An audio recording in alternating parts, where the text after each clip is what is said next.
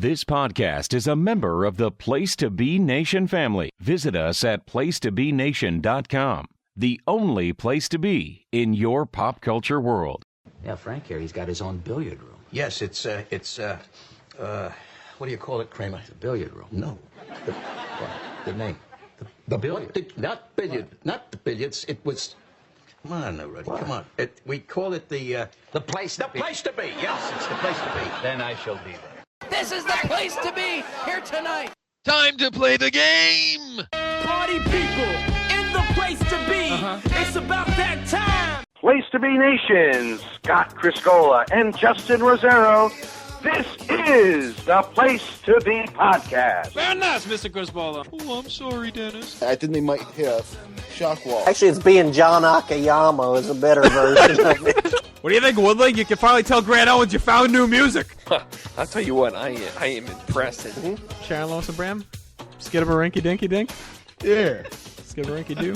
Hey, Nate, man, this is pretty much a highlight of my life right now. I had no idea you were going to be here. I wanted to drive that freaking hoe train of my whole youth. You're the man. And I thought he meant Nate Milton, the Godfather from Kings of Sport. Do you really think that's the Godfather?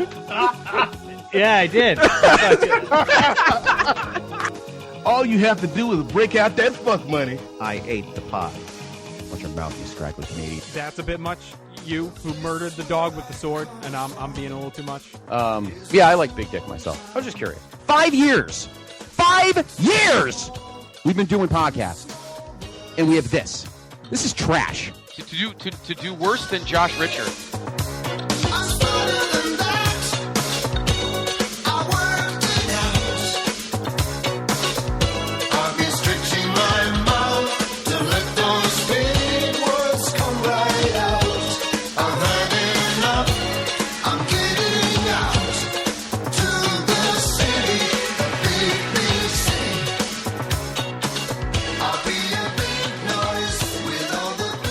Hi there, Place to Be Nation. Welcome to a great episode of the one and only Place to Be Podcast. I'm your co-host, Justin Rosero, coming to you live here on this Tuesday evening. And it, Scott Criscola, is a big time because we are here to chat WrestleMania 22. How are you doing? I am fantastic. And on my way, I'm making it tonight. Welcome, Place to Be Nation, to episode 403 of the Mothership. And I've been listening to, as we're trying our best, JR. Always good to talk to you, of course, on this Tuesday evening, or different night this week, but trying to be proactive this time around, JR. We are a pretty healthy gap away from, let's be honest, a pretty iconic number to get to episode 500. So I've been trying to listen to some of our older shows, and I found some pretty good gems that I think we can make it to a fun montage of the... of our history, because there's been some pretty fun, moments. Brian Shields, remember him? Our good friend Brian. I haven't had him on in a while. We got to get him back on. Some of our older vaults, a couple of headlines. There's been some fun stuff. Remember headlines? Seems like 20 years ago we used to do headlines. It feels like 20 years ago we started the show. We got a long way to go. So I know. We save the reminiscing for. I know. 97 episodes from now. I know. I'm just saying it's been a lot of fun turning the page down memory lane. But like I said, plenty down the line. But yeah, Tuesday night, you had a good weekend. I love the pictures. The pictures of your son just get better and better. I cannot wait for his collage when he graduates from high school or whatever, and realize what he is a old guinea badass he was at. I think I gotta start submitting him for like modeling gigs, because he is really takes like these crazy good pictures out of nowhere. And I'm not even saying just like good looking. I'm just saying like he does these poses and faces. It's just weird. He's uncanny with the pictures he takes. But anyway, he really is. It's like the fifth unbelievable one we've got. Like this is one of him on the bike. But anyway, by the way, so before this call, you had to hang up and update Skype. Now, I feel like you have to upgrade and update Skype a lot. Like, have you upgraded to Windows 95 yet? And that machine you got over there, is there? What is the issue that's going on? I don't know, but it's just everybody has it. Why would it be just me? I mean, I don't think I literally it's have not updated Skype in like months. I don't get. I don't know. It just. Update. I mean, I feel like every call I have to update Skype. I know. I don't get it either. I have Windows, whatever the new one was, Windows 10. I mean, I have it brand new. Everything's working fine, but it seems every time it says do an upgrade, and we've had some issues with You're podcasts. actually doing the upgrade, right? You're not just like restarting it. You're going. No, I'm clicking. That's why the call earlier dumped out because it did its thing. But whatever. I'm here. Who cares? No, I'm just saying. It's just, I don't know if there's like a deeper issue going on. No, everything's fine. Right. I mean, the recorder had to update as well, but whatever. All right. We're here. We're good. Okay, we're here. This isn't Halloween Havoc 98. We're halfway through our main event talk. We'll see. We're going to go to bars. We haven't gotten there yet. We'll see. No. Hey, what is going on here? Sorry we're freaking you out, Tubby. I know it's Tuesday, but in any event. Tonight, inside the big steel box, a show, JR, that you and I absolutely love, and we will gush most of it this evening, because it's one of those shows that, again, maybe one you haven't seen in a long time, and then once you watch it, you realize, wow, I really enjoyed it. Mm-hmm. And that show is WrestleMania 22. One of the fun things about having Sirius is songs like Big Time that they actually play a decent amount. Like I hear it a lot on the classic rewind station there. Yes.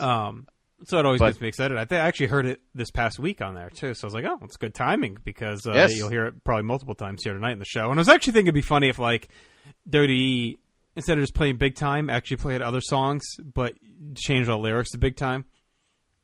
Just to really get across like the final countdown, it's a big time, it's all different songs with just Big Time replacing everything. That's funny. Big time, big in time. My mind and my money, just like the same, all different songs of Big Time. Funny. Because we hear Big Time. Was this the most played? I'm trying to go through my head quick. Since My Way? It had to be, right?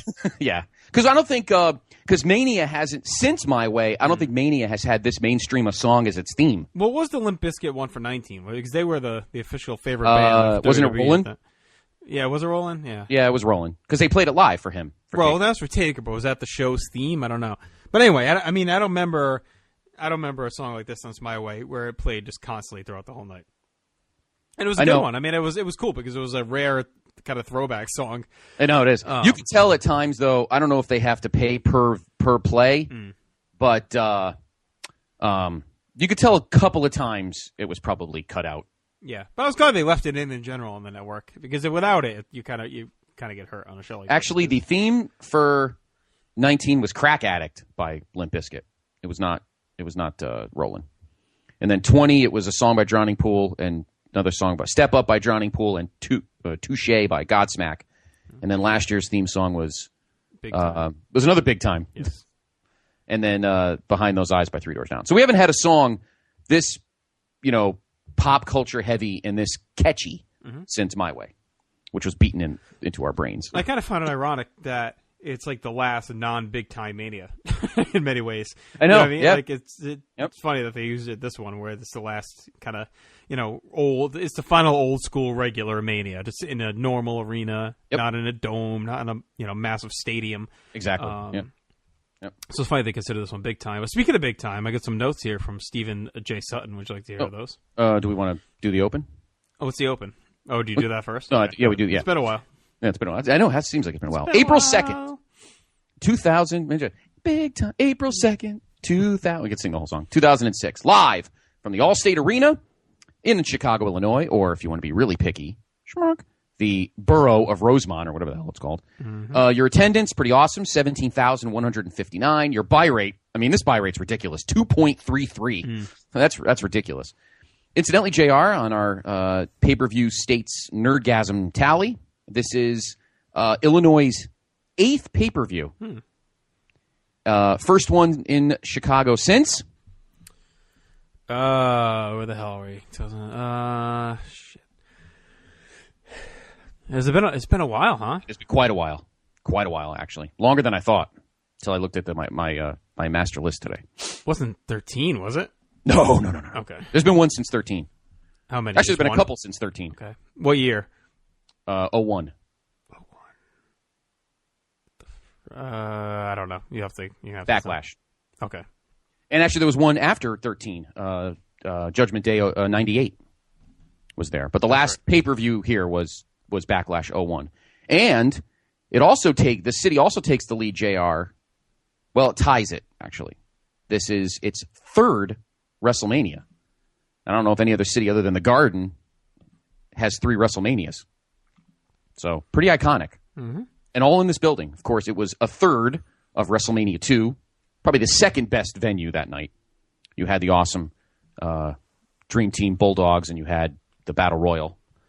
And then, of course, as JR mentioned, WrestleMania 13, which has arguably the greatest WrestleMania match of all time in Stone Cold and Bret.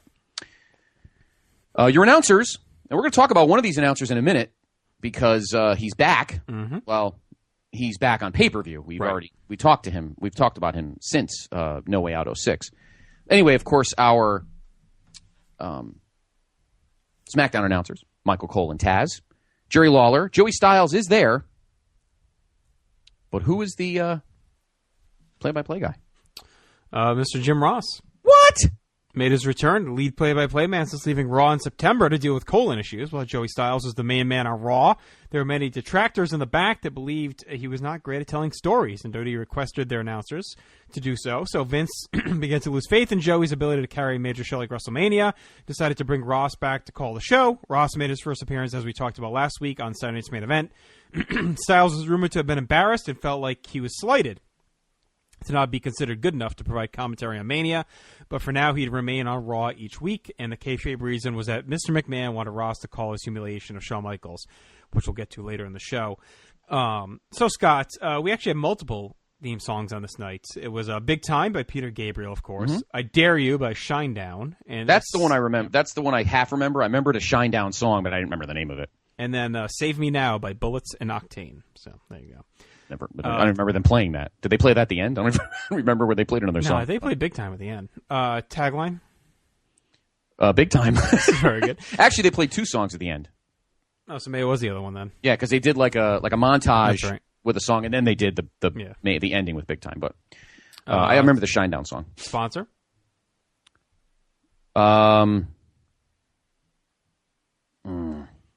Snickers is the sponsor. Your Raw champion, John Cena, 63 days into his reign. Kurt Angle reigns atop SmackDown, 82 days in. Shelton Benjamin, 41 days into his Intercontinental Championship reign. What? He defeated Ric Flair on the February 20th edition of Raw from Trenton. Mm-hmm. Flair's reign had lasted 155 days. Chris Benoit's United States champion still, 42 days into his reign. Big Show and Kane, still your tag champs, back from Unforgiven, 152 days into theirs. Eminem, still your WWE Tag Team champions, 96 days into their reign. Unforgiven, Taboo Tuesday. That's right, Taboo Tuesday. Trish Stratus, still women's champion, 488 days into her That's crazy. reign. So yeah. She's had it quite a while. Was it early 05, right? Was New Year's Revolution. Right, so she's had it since then. Yep. Gregory Helms, still your Cruiserweight champion, 63 days. Yes. He surpassed 670 episodes of Raw, 346 of SmackDown. For the first time since 2004, Ring of Honor held shows during WrestleMania weekend. But the first time the promotion would run 2 days before the main show. The night one, Dragon Gate won a 3-match series over ROH. On night 2, the show didn't finish till 5 in the morning. I'm sorry, 5 to 1 in the morning. As Bryan Danielson retained the ROH Championship over Roderick Strong in the first, also had the first Dragon Gate Trios match between Doofixer and Blood Generation. And night 3, Lance Storm came out of retirement to take on Bryan Danielson and Colt Cabana. And to take on Bryan Danielson, and Colt Cabana ended his bloody feud with Homicide in a Chicago street fight. So pretty big night there for the history of Ring of Honor. Yep. We'll talk Hall of Fame later. We have some other news and notes we can discuss later as well. WrestleMania grossed $2.5 million in ticket sales. That's big for a regular arena. Yes, and more than 17,155 people from 16 countries, 43 states attended the event, with millions more watching on pay-per-view. All right. We had one dark match. Although it wasn't really a dark match. It was more like the match to, it's like the T-shirt before the T-shirt on Jersey Shore. It's the match before the match before the match. Match before the match. Viscera won the Interpromotional Battle Royal. Yes, and a quick rundown. Those in the Battle Royal. The world's largest love machine. That's right. He won. Big time. Here were the guys in the Battle Royal. Simon Dean, Rob Conway, Funaki, Lance Cade, Steven Richards, Matt Stryker, Super Crazy, Goldberg.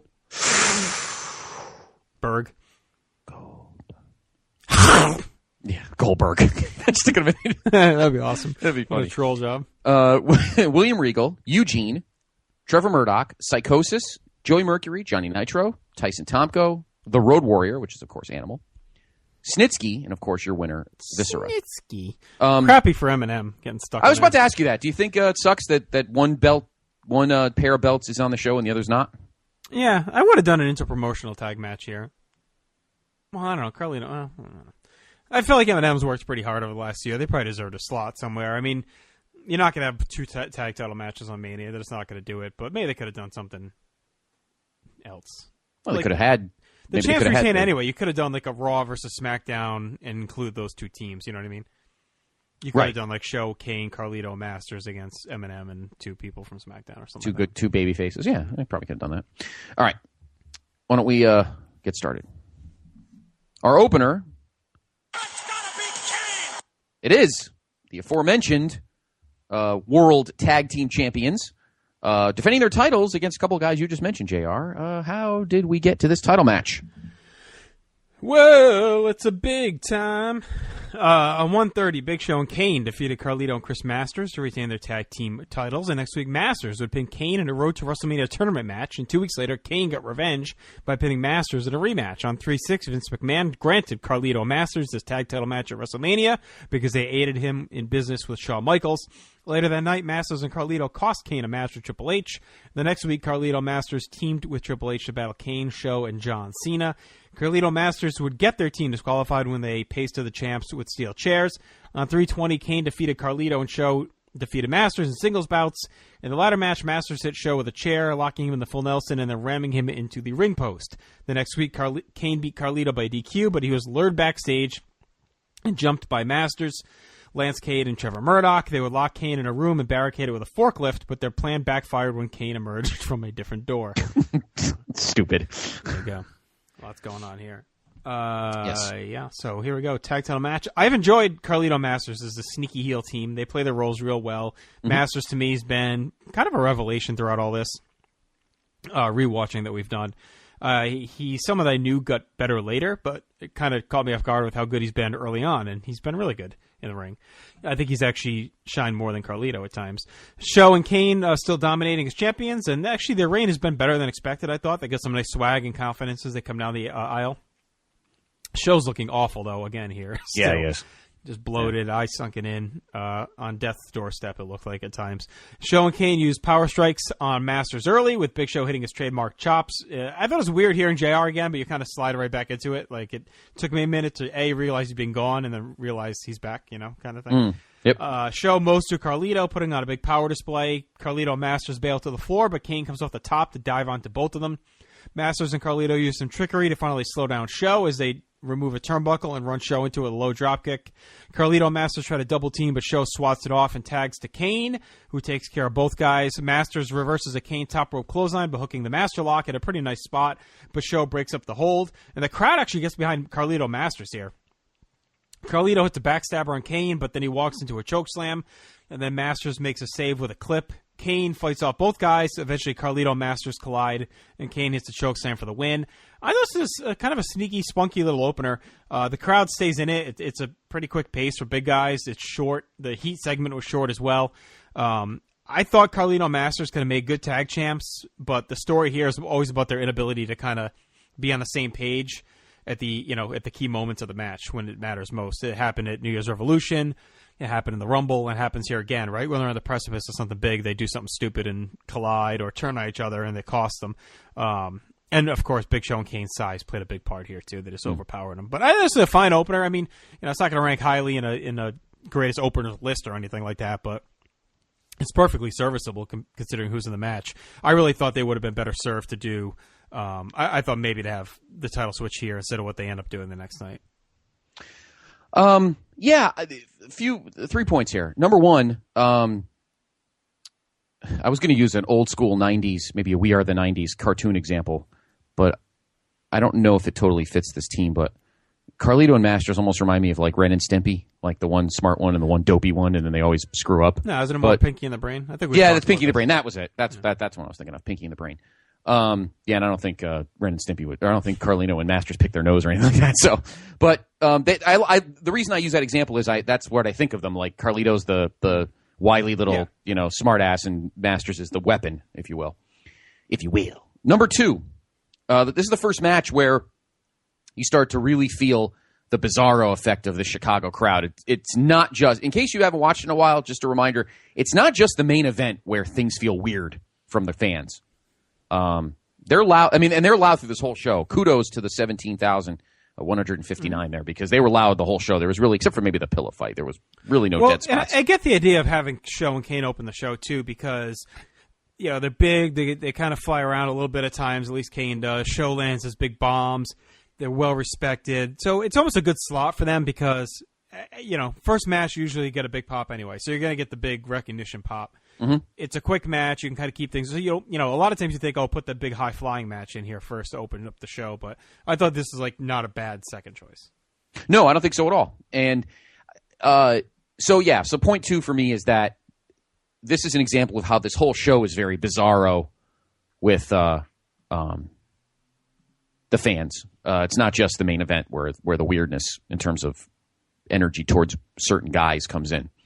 And number 3, I don't want to say it was a glorified squash. It wasn't a squash. I mean, Carlito and Masters did get some offense in, but it almost did feel like it, though. I kind of wish the match was a little more, I don't want to say balanced, because, I mean, obviously Masters and Carlito are not Big Show and Kane in terms of size.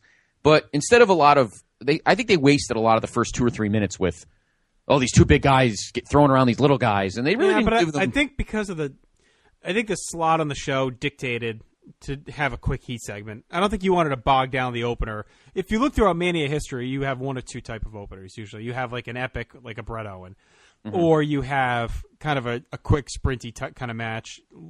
Rarely a long heat segment.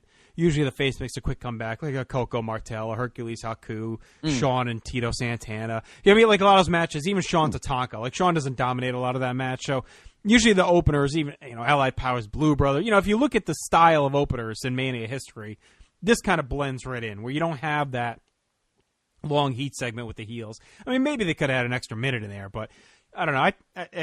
For what it is, if they're not going to win, whatever, right? They're going to lose clean. They're going to lose clean, whether they get 3 minutes of heat segment or 5 minutes. So I don't. True. No, I agree. I thought they'd look a little bit tougher than just, because I almost feel like they went in as like this comical heel underdogs. But you make a good point in terms of openers. It's you either have something where you're going in with it being epic, Bret Owen, Eddie Ray, that kind of thing, or you get a match where you want to get the fans off to a hot start with a babyface win and just move on to more important stuff. So it's a good point.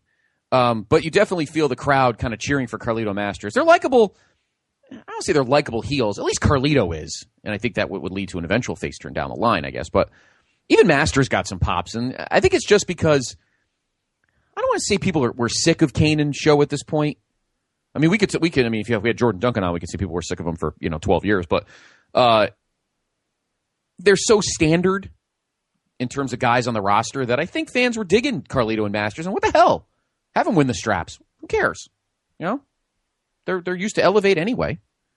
So I think people were a little disappointed in the result. I think they wouldn't have minded kind of a heel upset. But at the same time, like you said, things happen the next night on Raw, which we'll get into at the next Vault. That tonight wouldn't have made a difference anyway. But it was okay. It served its purpose. Got the crowd fired up and a happy moment to begin. So Kane and Big Show retain their World Tag Team Championships with a win over Carlito and Chris Masters. I believe we go backstage, and I think Coach talks to Shawn Michaels, I believe, right? I believe that's the next... Yeah, I didn't have it noted here, but it sounds all right. No, yeah, I do remember Coach coming up, and he talks to Shawn, and Shawn's very, very different. He says tonight's not about... Right. He even says it. He's almost very IWC-ish. He's like, this isn't about 5-star matches for me. Tonight it's about violence, meaning this is not 5 stars. This isn't me and Kurt last year, so don't shit all over it. It's pretty much it was almost like a preemptive strike against the Snarkers, not to get all pissed off that this isn't going to be 5 stars kind of thing. But I don't think anyone expected. No, I don't think so either. But wait till we get to that. But at least they established the goal that it's going to be a sloppy, garbage match. Correct.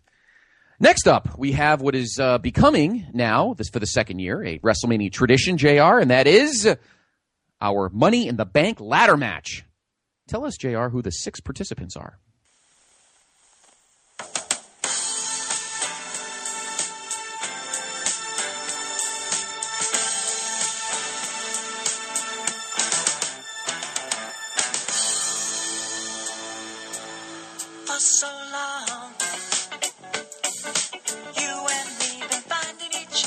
Well, astute listeners of the show will know who one of them is, and that is the Nature Boy Ric Flair. That is But right. in February, Carlito suggested to Mr. McMahon that they bring back Money in the Bank for this year's WrestleMania, like we saw last year when it debuted.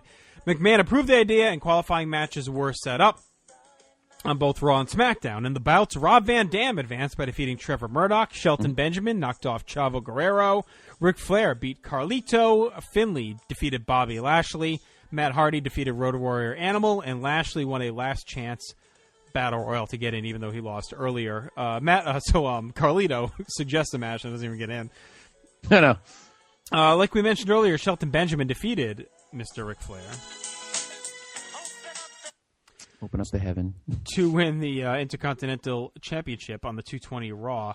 Shelton won the match after his mama faked a heart attack and distracted Flair. Shelton would claim that mama had surgery and held Flair responsible for the malady, and of course Shelton's mama would not be seen again. So thank God. There you go. That's it. One of your favorites gone like that. Blink of an eye.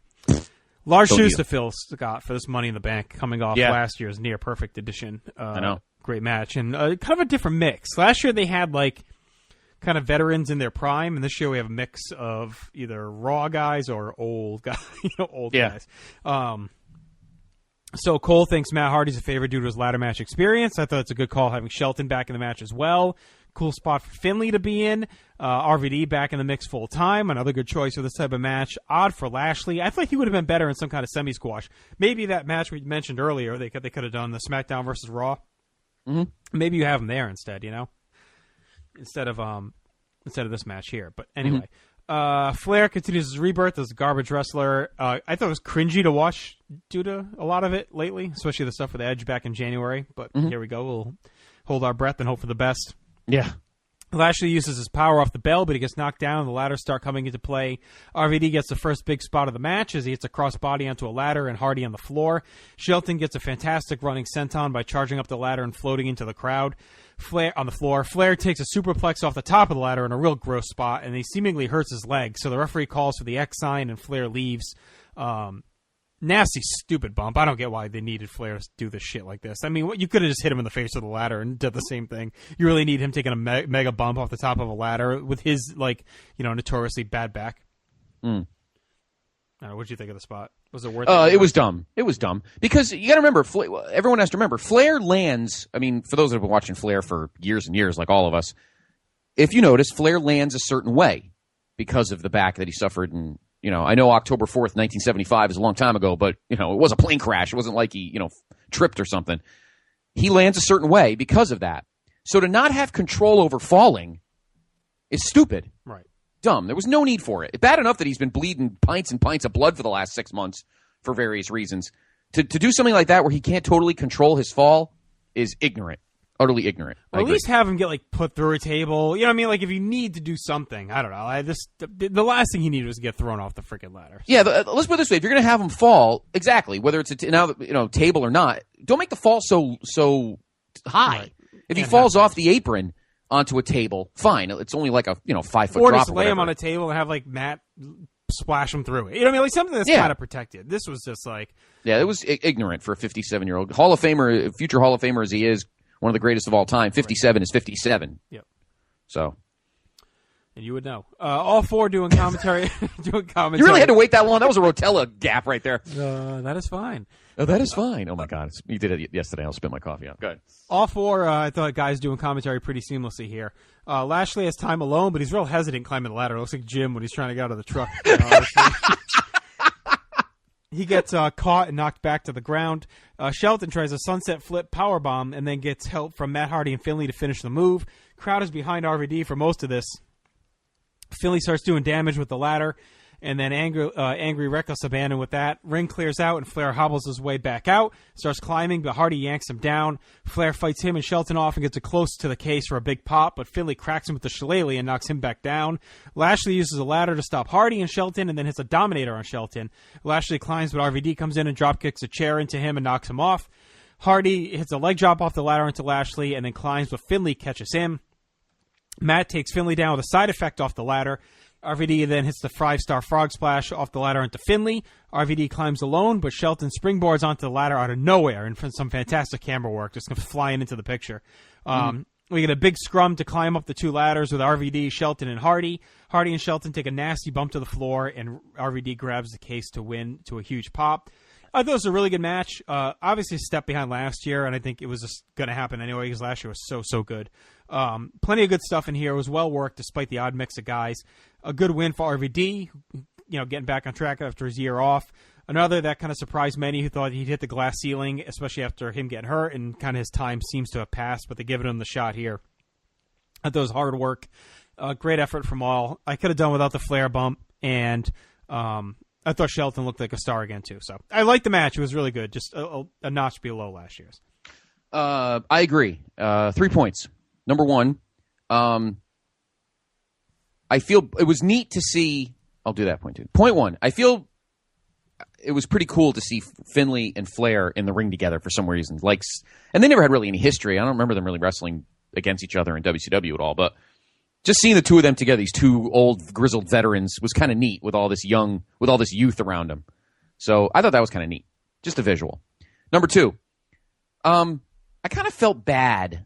Now, he should have been ready, but I almost felt a little bit bad for Lashley because I feel like he was, I don't want to say ill-prepared, but for a guy who hasn't really been in the spotlight that long, I feel like this match was a little over his head. I agree. I don't think he didn't need to be in there at all. I think they stuck him in there to give him something to do. I would have taken Finlay out too and just ran Lashley Finlay. I would have squeezed it into the card somewhere and had Lashley. Yeah, maybe. And he could have thrown Eminem in this match. That's where he could use them. Yeah, they'd have been fantastic. You could have put. You know what you could have done? You could have done because they lost. They wrestled each other at No Way Out, and Lashley lost. You could have had like a Belfast Brawl or something. No, Lashley lost to JBL. And Finlay, that's right. Finlay That's cost right. him. So it sets it up. I would have done Finlay. Let Lashley pin Finlay clean here, and then throw Eminem in the Money in the Bank. I think that improves the card overall. Yeah. I mean, Finlay's fun in this match, but to me, Lashley, it was a complete waste of what he's been doing. Give him the win over Finlay. Throw Eminem in this match, and you improve things. Yeah, I don't think he was totally aware of how he could have handled this match. He's a straight-up power guy, little green. So I think this match was a little over his head. I actually felt bad for him. I feel like he was put in there because of his star power when really they should have told him, you know what, you're probably not ready for something like this yet. Why don't we give you this? And then as time progresses, maybe next year if you're around, we'll put you in the Money in the Bank next year. Because I just think he seemed a little awkward at times. He didn't have his moment like the other guys did. And number three, and I thought long and hard about this for a while since we've been preparing for the show. This is a theory of mine. I contend, and I'm curious your thoughts, and I'm actually curious, Place Me Nation, when you finish listening to this, please post some comments on Facebook, or I'm curious people's thoughts. I contend that if the storyline hadn't dictated who won this match, the storyline that we would have over the next 4 months, I contend that Ric Flair would have won the Money in the Bank. They mentioned he was old, he was older. They mentioned 57-year-old future Hall of Famer, blah, blah. Coach mentioned it a lot on Raw leading up to this point. And I think he could have had an epic storyline. Yeah. This guy, the veteran, one of the greatest ever, one more shot. I think he just did that with Edge, though. He did, but I feel like it was tossed away because it was a Raw feud. And yeah. I think if you didn't do that with Edge, he just had his big title shot. Like, if you had him come out of nowhere and didn't do the Edge thing, I could maybe get on board. But the only reason I think they didn't do it is because RVD... And look, I'm also not discounting RVD. RVD's a fine pick.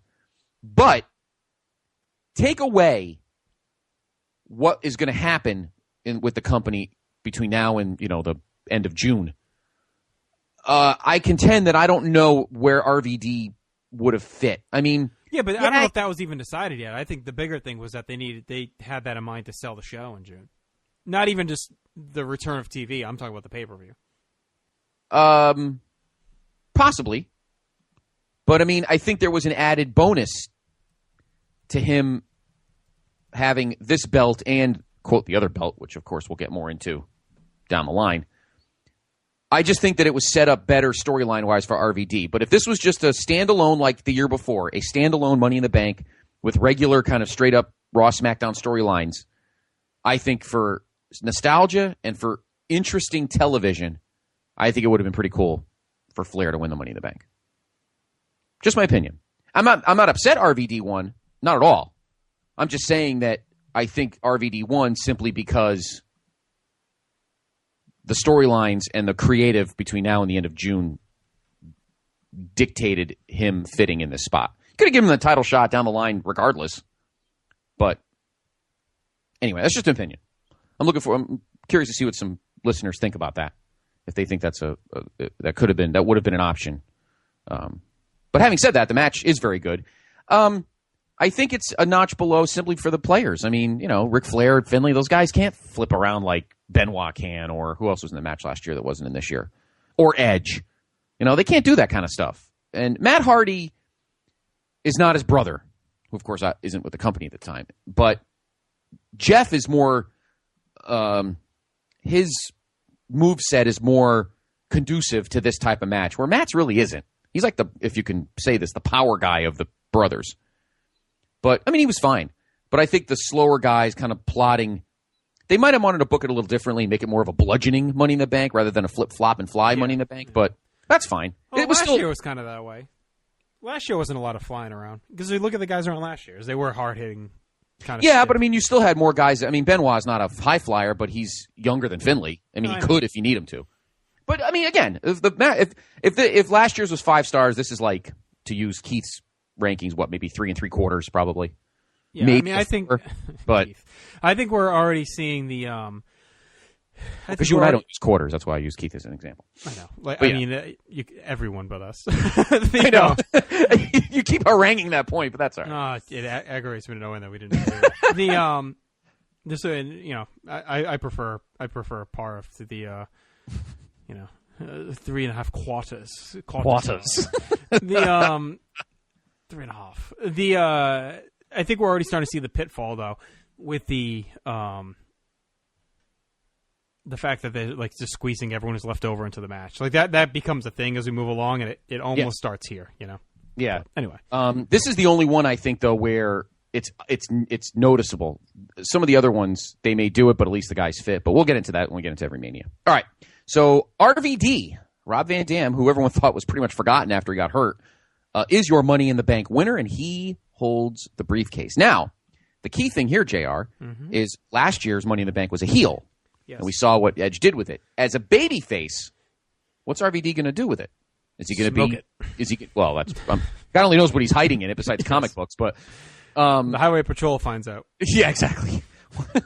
Oh, let me guess. The combination is 420. I think that I'm curious. At the time, I was curious to see what a babyface would do with it. Would he do what Edge did and sneak in at the end of a match? We'll see. Nobody knows it. But is that the babyface that you're talking about? Love babyface. I don't know what he would do with the briefcase. Remember he was on 90210? He sang at the... That's right. David Silver, him sang at the Carnival. That's right. Why isn't that show on some streaming? We don't need like every... They are. I thought they're on Hulu. They're not on there anymore? No, they're not all of them. They select episodes. It's a lot of them, but not all of them. I bet Babyface is on there. He's a king. He is a king. All right, we go backstage. Randy Orton interrupts Gene Okerlund, who stops off when Orton comes in.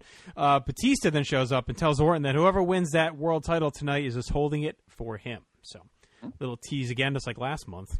Yep. We go back to the ring where the Fink comes out, and it went like the biggest fuck you to the fans.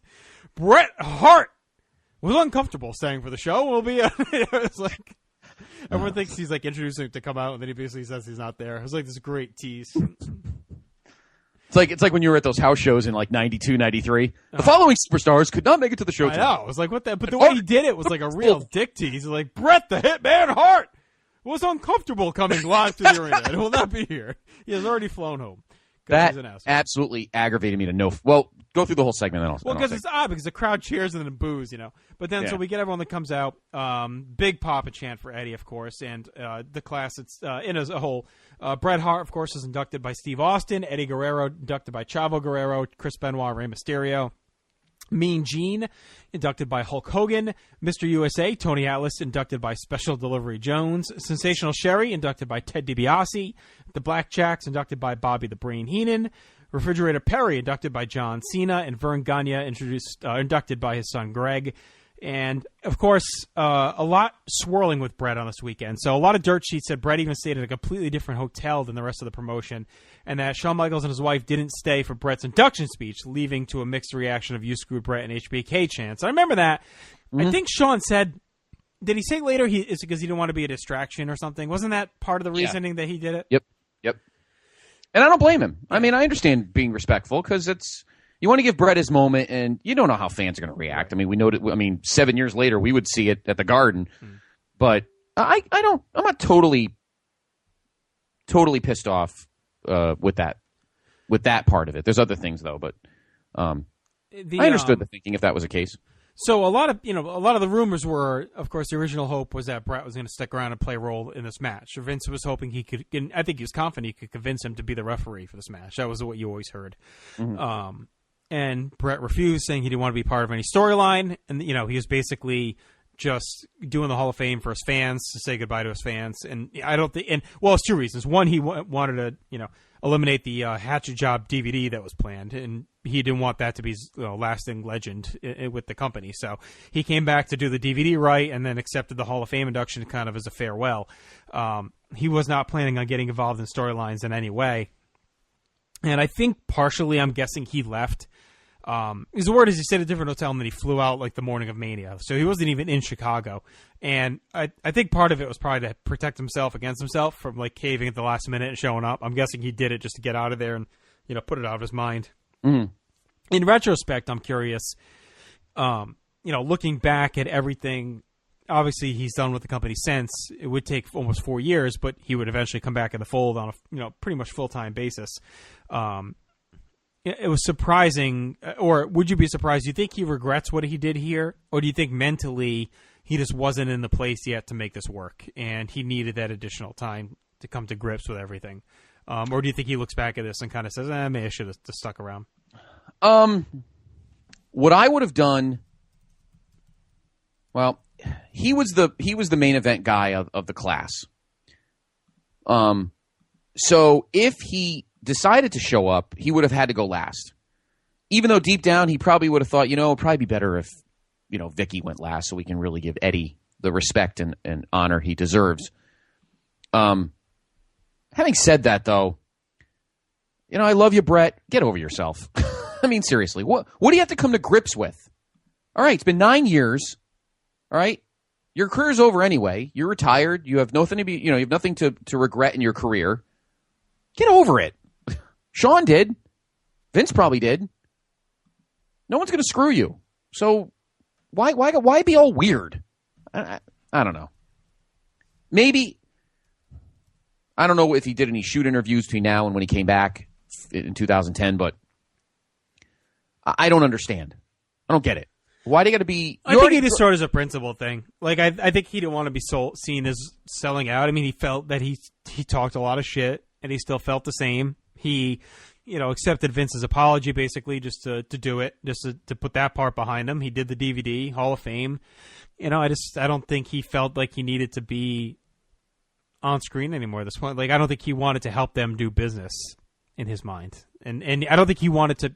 At the time, I don't think he wanted to turn his life, like a big moment in like Montreal in his life, into like a storyline. From what I recall at that time. Maybe. I think he felt like he was cheapening what happened if he just turns it into a storyline. There was still, 06, you can't look at it through a 16 lens. You know what I mean? So you're going to look at 06 in an 06 lens. And a lot of that stuff, was still kind of fresh. I know it was 9 years old, but Owen was only 7 years before that. And the lawsuit and Dragon Stew on a Raw, all that stuff was still pretty recent.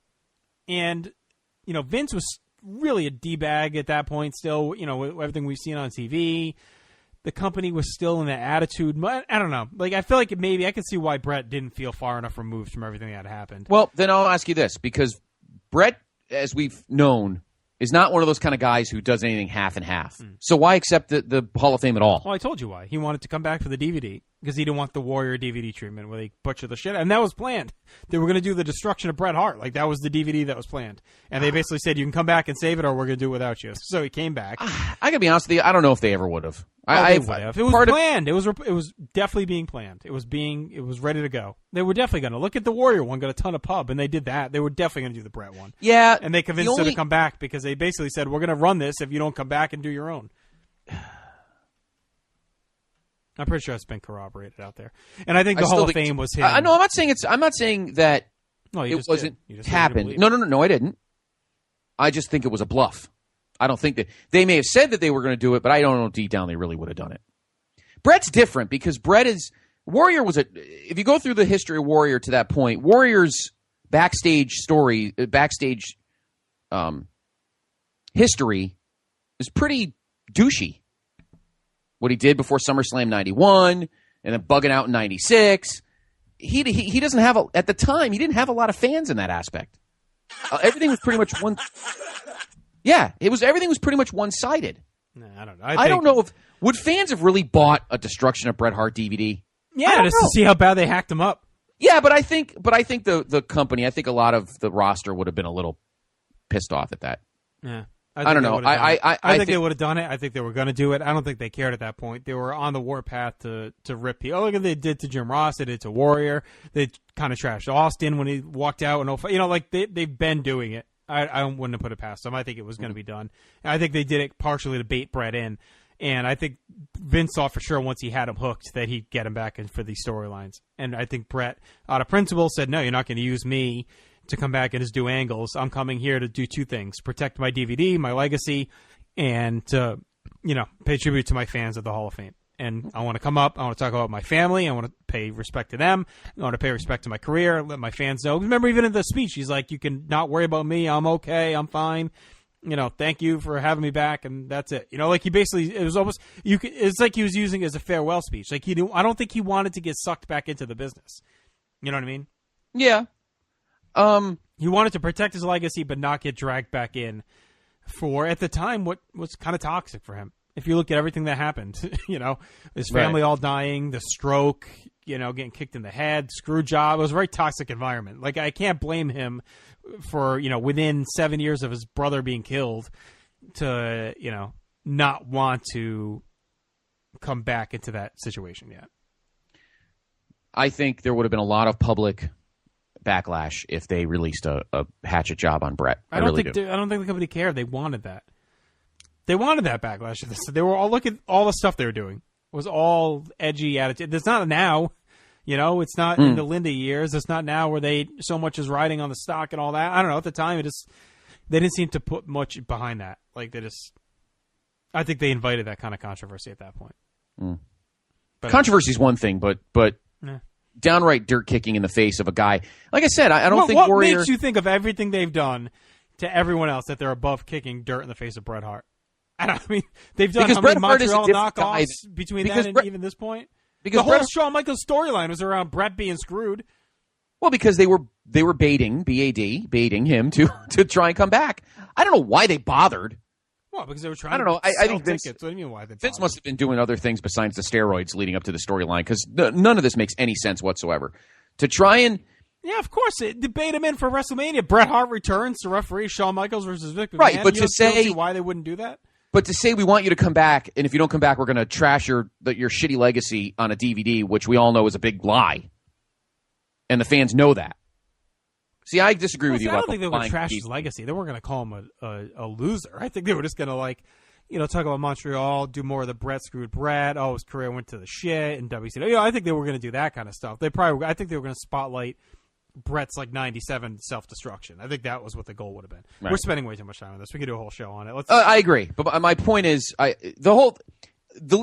is a silver lining to this. If the Hall of Fame segment was ruined by it, then we could keep talking about it. But the fact remains is the best part about it was it gave more shine to Eddie, which is really what needed to be done anyway.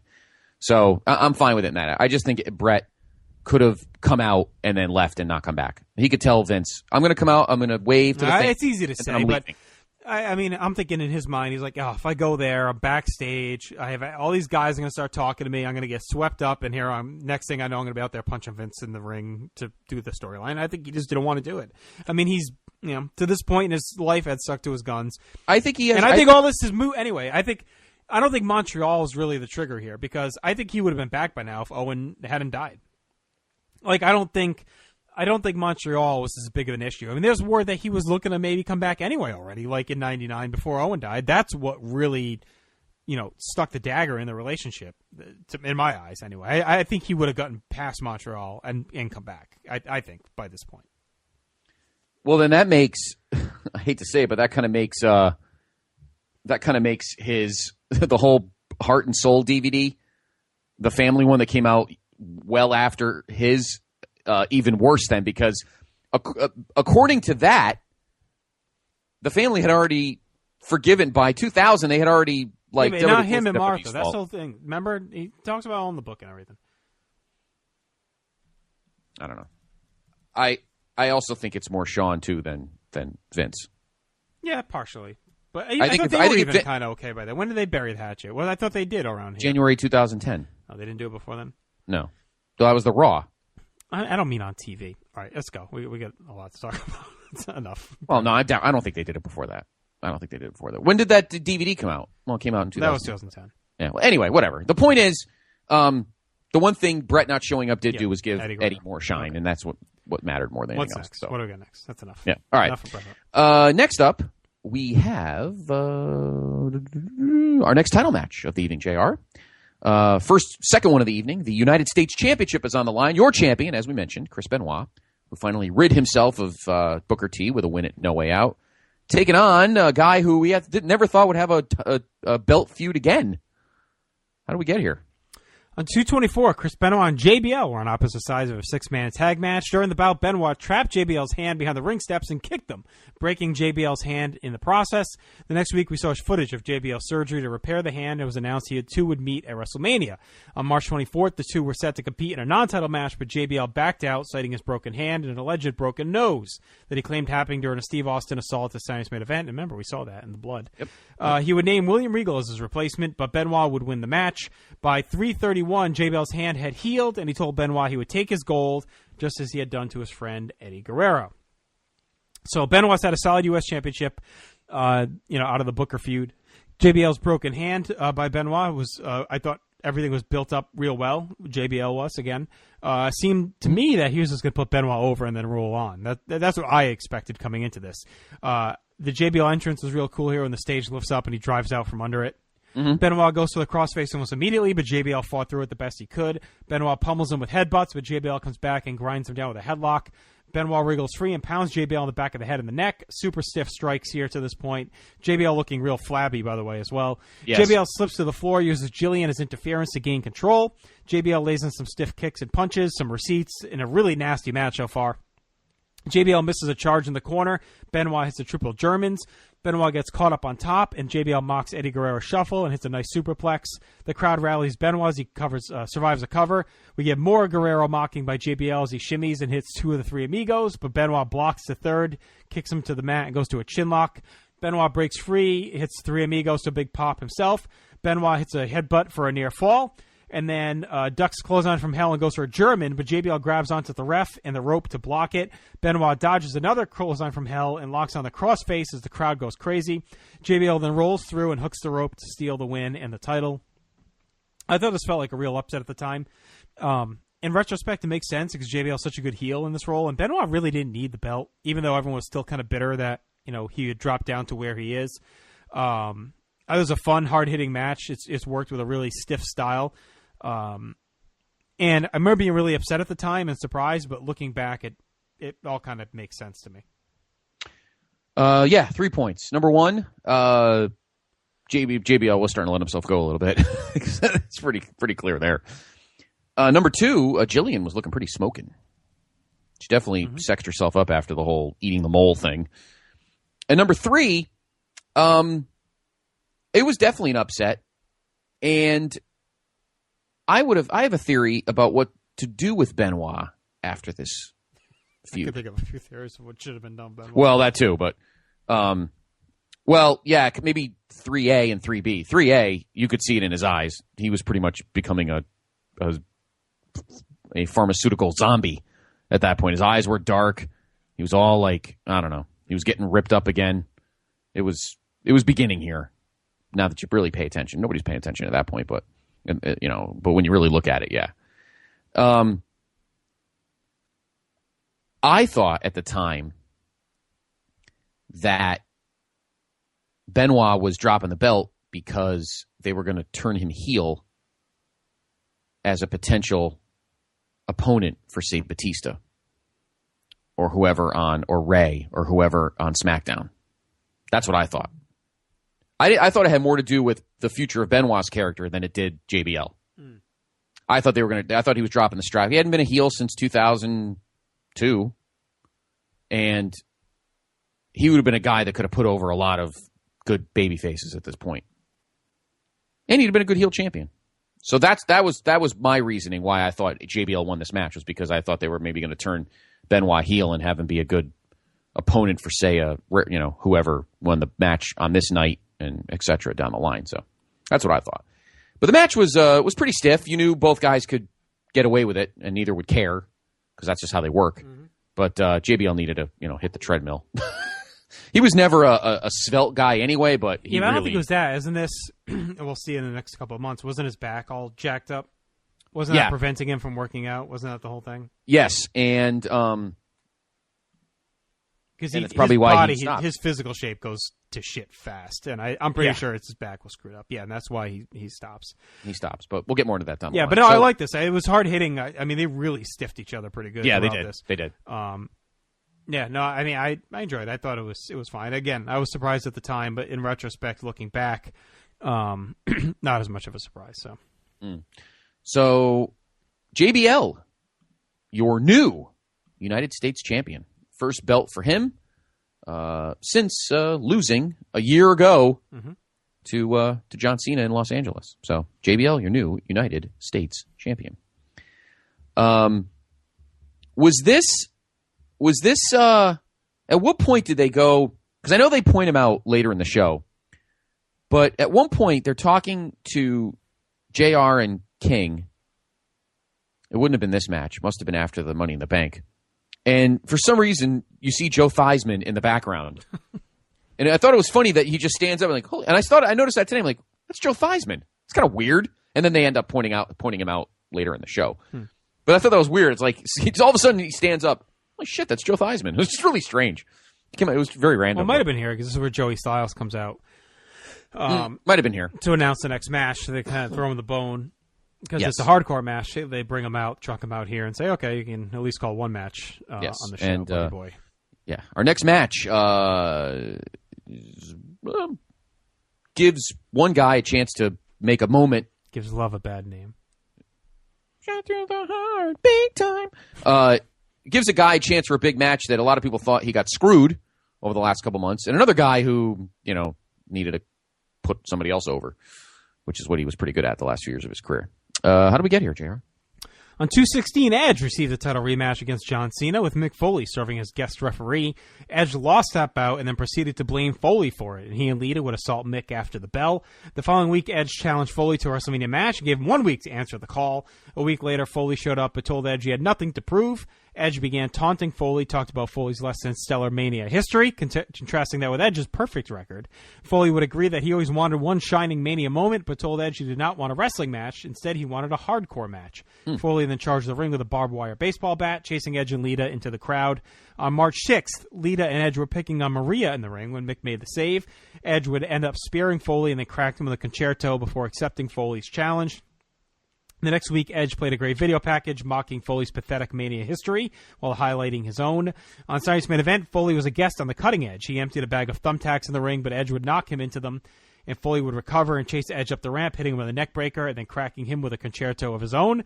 The two continued to verbally duel over the next 2 weeks, really building up some nice heat for this war. And, of course, these two guys were pretty friendly going back to the Attitude Era. If you remember, Foley speaks very highly of Edge, Christian, and the Hardys all in his book as they were kind of coming up. All the, Commissioner Foley stuff with Edge and Christian was a big part of that, 2000. So these guys are close friends. And they're kind of using each other here because Edge, after getting knocked out of the world title picture, we talked about this last week in Sunday's main event, kind of had to find some other hook to make his Mania worthwhile. And Foley uses Edge to try and finally get that big Mania moment for himself. That one, great match that he's never really had. 2004 at 20, was his best to date. That was a really good match, but he still doesn't have that great singles performance. So he's looking for that. Hardcore rules set up, I thought made a lot of sense here. We bring out Joey Styles. Feels like a bit of a slap in some ways. And then they make the joke about him popping his Mania cherry or whatever. Big pop for Foley. Good anticipation for the match. Edge tries to use the bat right away, but Foley dodges and starts hammering away at him and then bashes Edge in the tree of woe. Lita starts to get involved, handing Edge weapons to use as he bashes Foley with a cookie sheet and the sign. Edge hits a spear but drops and rides in pain as Foley takes off his flannel and reveals that he had his gut wrapped in barbed wire. I thought that was a really cool spot. A moment as he baited Edge in to do the spear. Edge has the arm is all bloodied from the wire. Edge gets tied in the ropes as Lita tries to free him. Foley takes them both to the floor with an old school cactus clothesline. Foley picks up a near fall on the floor as well. Edge dodges a charging Foley and takes him to the steps with a hip toss. Edge then puts Foley on the table and heads up top, but Foley rolls away before he jumps. Edge snaps Foley back headfirst onto the ramp in a very gnarly spot. Edge brandishes lighter fluid, but Foley smacks him and hits a great pile driver for a near fall. Lita tries to come in, but Foley chases her off and then turns a DDT onto a baking sheet. Then bulldogs Edge on the barbed wire bat. Foley's busted open. Edge empties a bag of tacks, but Foley backdrops him into them in an awesome spot for a big pop. Huge props to Edge for taking that barebacked. Barebacked. Foley gets barbed wire Socko on Edge and Lita. There's a Lita joke in there somewhere. Who gets her mouth all cut up when Foley does the barbed wire Socko on her. Foley's is a bloody mess. He grabs Barbie and smacks Edge in the gut, the back, and the face with it. Edge is busted open. Really good hardcore drama here. Foley drags Barbie across the cut-up forehead. Lita smacks Foley with Barbie and then lights the table on fire. And then in an iconic WrestleMania spot, Edge spears Foley off the apron through the fire table in a very incredibly memorable spot. Insane moment that you never expected at Mania. I mean, did you ever expect we'd see a flaming table spot at WrestleMania? No. A great hardcore match that had a lot of drama, a lot of story to it. It wasn't just trash for trash. Edge has a marquee win. Foley gets his classic. I think I want your thoughts on this. Where you think it compares to him and Orton? I think it's a slight step behind, but it's really, really well done. It's one of my kind of guilty pleasure Mania favorites. I think this match was meant to be Edge's version of Backlash 04, to put him over as a guy who will do anything to get what he wants, just like Orton did. So, yeah, I think the match is meant to be the same thing. Was it better? No. It's a notch. It's a couple of notches below, simply because it's not as long. They didn't go around. They didn't really spread out further than the ring. But words can't describe my surprise when Edge actually landed barebacked on those tacks. I never thought he'd do it. I thought he'd do it, but Orton did it, so Edge had to do it. Yeah, I thought it was more likely for Edge to do it than Orton. Yeah, that's true too. I think you could argue that Edge didn't need to do it. Probably not. His Orton character needed it at the time. Edge is established. He doesn't. Yeah, that is go true. Back first into thumbtacks, but I didn't think either of them would do the fire table. That's ridiculous. I mean, you could seriously get hurt. I mean, the thumbtacks are thumbtacks, but I mean it's not just fully landing on it, but it's what if Edge's face, he's doing a spear, what if his face goes right into the flames? I mean, yeah, it's all gimmicked up. They know what they're doing. Yeah, well, of course it's getting what they're doing. That doesn't mean that the table's going to. Said I know how to fall. It's not like the table's going to cooperate, but this table's on fire. I think enough with Foley in the fucking sweatpants. My God, seriously, man, get some tights. What happened to the cactus tights? He's retired. You can wear what he wants. Fucking sweatpants. Terrible. But that doesn't take away. He worked his ass off. I'll give Foley that, though, definitely. Oh, yeah. That was a great match. I mean, I would argue, I don't know, greatest garbage match in Mania history. It depends if you classify the TLC matches. There was a pretty good garbage match later on in the show. Yeah, that could and it depends how you classify like the TLCs and ladder matches, like those garbage matches. I guess it's tough to say. It's probably the best like pure hardcore rules match. Yes. Yeah, I agree with that. I think it's the best gimmick garbage match not involving a ladder. Okay. On a Sunday. If you want to be that specific. On a Sunday with a 4 o'clock game. Against a left-handed pitcher. Pitcher. At the end of this, are you satisfied with where Edge landed after his title reign is cut short? He doesn't get in the main event. Is this a worthy consolation? Yep, it is. It is. It's a moment. I mean, we're talking about it. It's remembered, and it continues. He has this little bit with Foley for it doesn't end here, and we'll continue when we get to the next few vaults. We'll talk about how the two evolve and how the feud kind of serpentines into something else, and I think it's fine for Edge. They had preconceived notion, that guys. They had plans set in place for Cena from now till a certain point, so they just needed to wait and get that over with before Edge can get what he wants. Because you knew Edge was in their main event plans for the next several years. So for now, though, we just got to get what they probably told Edge. Look, this is going to be great for you. Just roll with it. You are a champion. You will get your title shot. You will get your title. We just got to get through this. Let us do this. Let's get this out of the way, and then you're set. So he's like, all right. And he rolled with it. So Lita was a heat magnet. And Foley was, again, he did his job. Mm-hmm. He did what he had to do. He put over the younger guy. And it's probably going to go down as one of the most memorable matches of WrestleMania history. Maybe not one of the, it's not 5 stars or anything, but, you could be not 5 stars and be memorable. And this match is one of the most memorable in the history of the company for many reasons, but mostly because Edge stayed hot and strong. And Foley didn't dog it, but he never does anyway. So Edge wins, and the flaming table spot might be one of the most memorable spots in the history of the company. So, my spot. All right, we go backstage where Booker and Sharmell are trying to prep for their match with the Boogeyman. They don't know why he's targeting them, though. So they march through this parade of oddities, including Paul Burchill, Ted DiBiase, who I don't know why he gets lumped in as an oddity, but here he is. Oh, Eugene's doing the basketball, and DiBiase kicks it away. It's a funny throwback. We come upon Snitsky licking Mae Young's foot, which we didn't really need to see. And then, although there might be some out there into it, Goldust is dressed as a woman. And then we get a nice touch. We reunite Bookdust for a moment. Goldust tells Booker to unleash his inner freak if he wants to beat Boogeyman, and then tells him to put the worms, and then he whispers into Booker's ear, and Booker does tell me to not say that. I thought it was funny. Again, weird to put DiBiase with the groups, and it's a funny punchline with Snitsky saying that's not my fault when Booker storms off. But right. I thought it was a good enough bit. That becomes a thing starting pretty much here, where we get the legends getting worked into every Mania for a little quick backstage spot. So this is fine. Yeah, no, it was fine. It was Phil. It was a bridge. Simply, nothing more. Nothing offensive. I mean, it's a WrestleMania, so you're going to need a lot of time to kill anyway. But simple bridge sets up our next.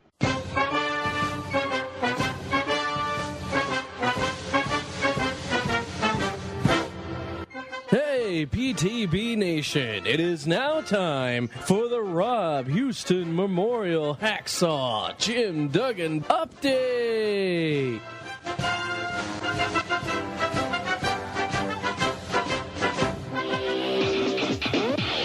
I got my 2x4. Something that could have made his ass a real man.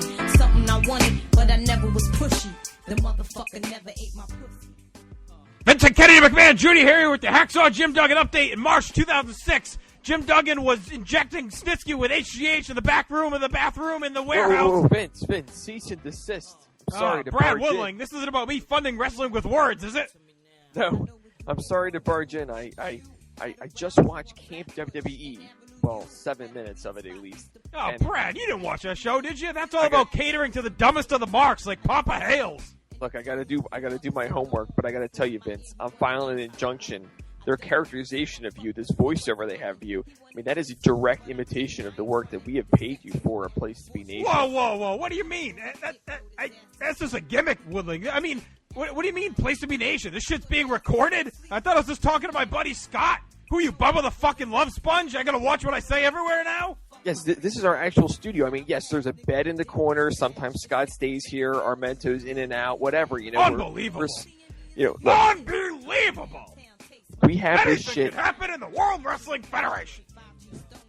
We have this shit copyrighted, trademarked. It's ours. So we need. We got to shut this down. I mean, You didn't record me having sex with Dr. G's wife, did you?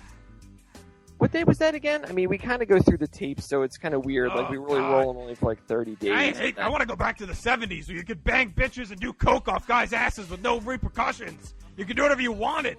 Me and Claire in the limos. Going to ABA games, tearing it up. Now you can't even take a shit without it being on Instagram. That's Rotello's fault. You know what? I wrote him up for it, and if he does it one more time, he's done. Oh, God.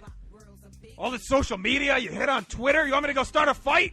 Seems like you use some new Voices of Wrestling out there on your site and go out there and get the ball rolling. Well, I am currently balancing 25 underrated feuds right now that I could use a little muscle for. I mean, this isn't Inside Wrestling, Woodling. I don't care about your top 10 ranking lists.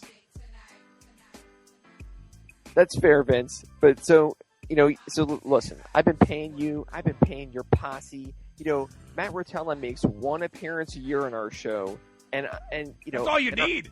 That's all the ratings, like the Slammies. It's a gift that keeps giving. He's even hunched over like that award. Tell me about Armento. What value does he add here, Vince? I need your voice. Your voice is mine. I can't be sharing you with some cartoon where Ric Flair fucks a rock. Listen, Brad, The Rock, he's on episode 2. Listen, I'm going to be gutted if I have to cancel this show, Woodland Camp WWE. Let me do this. Let me make it worth your while, okay? Here's the deal. Right. Picture it.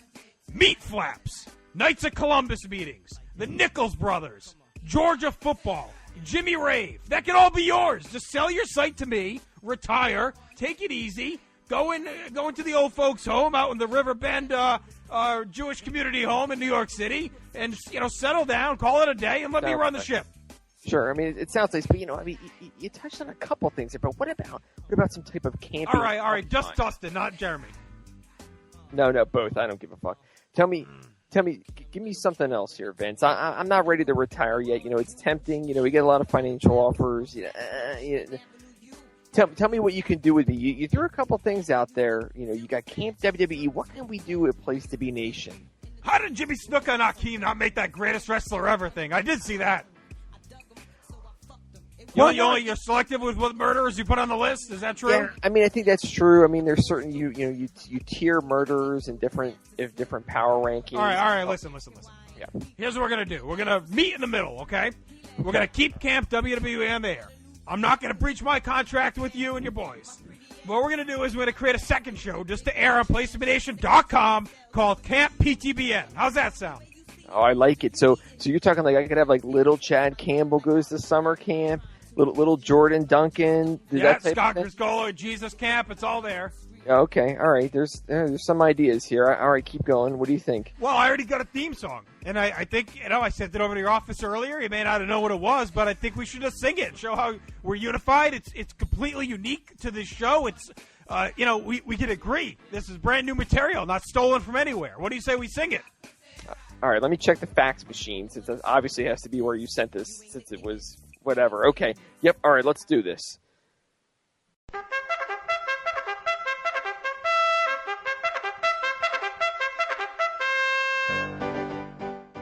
We run, we jump, we fight and play.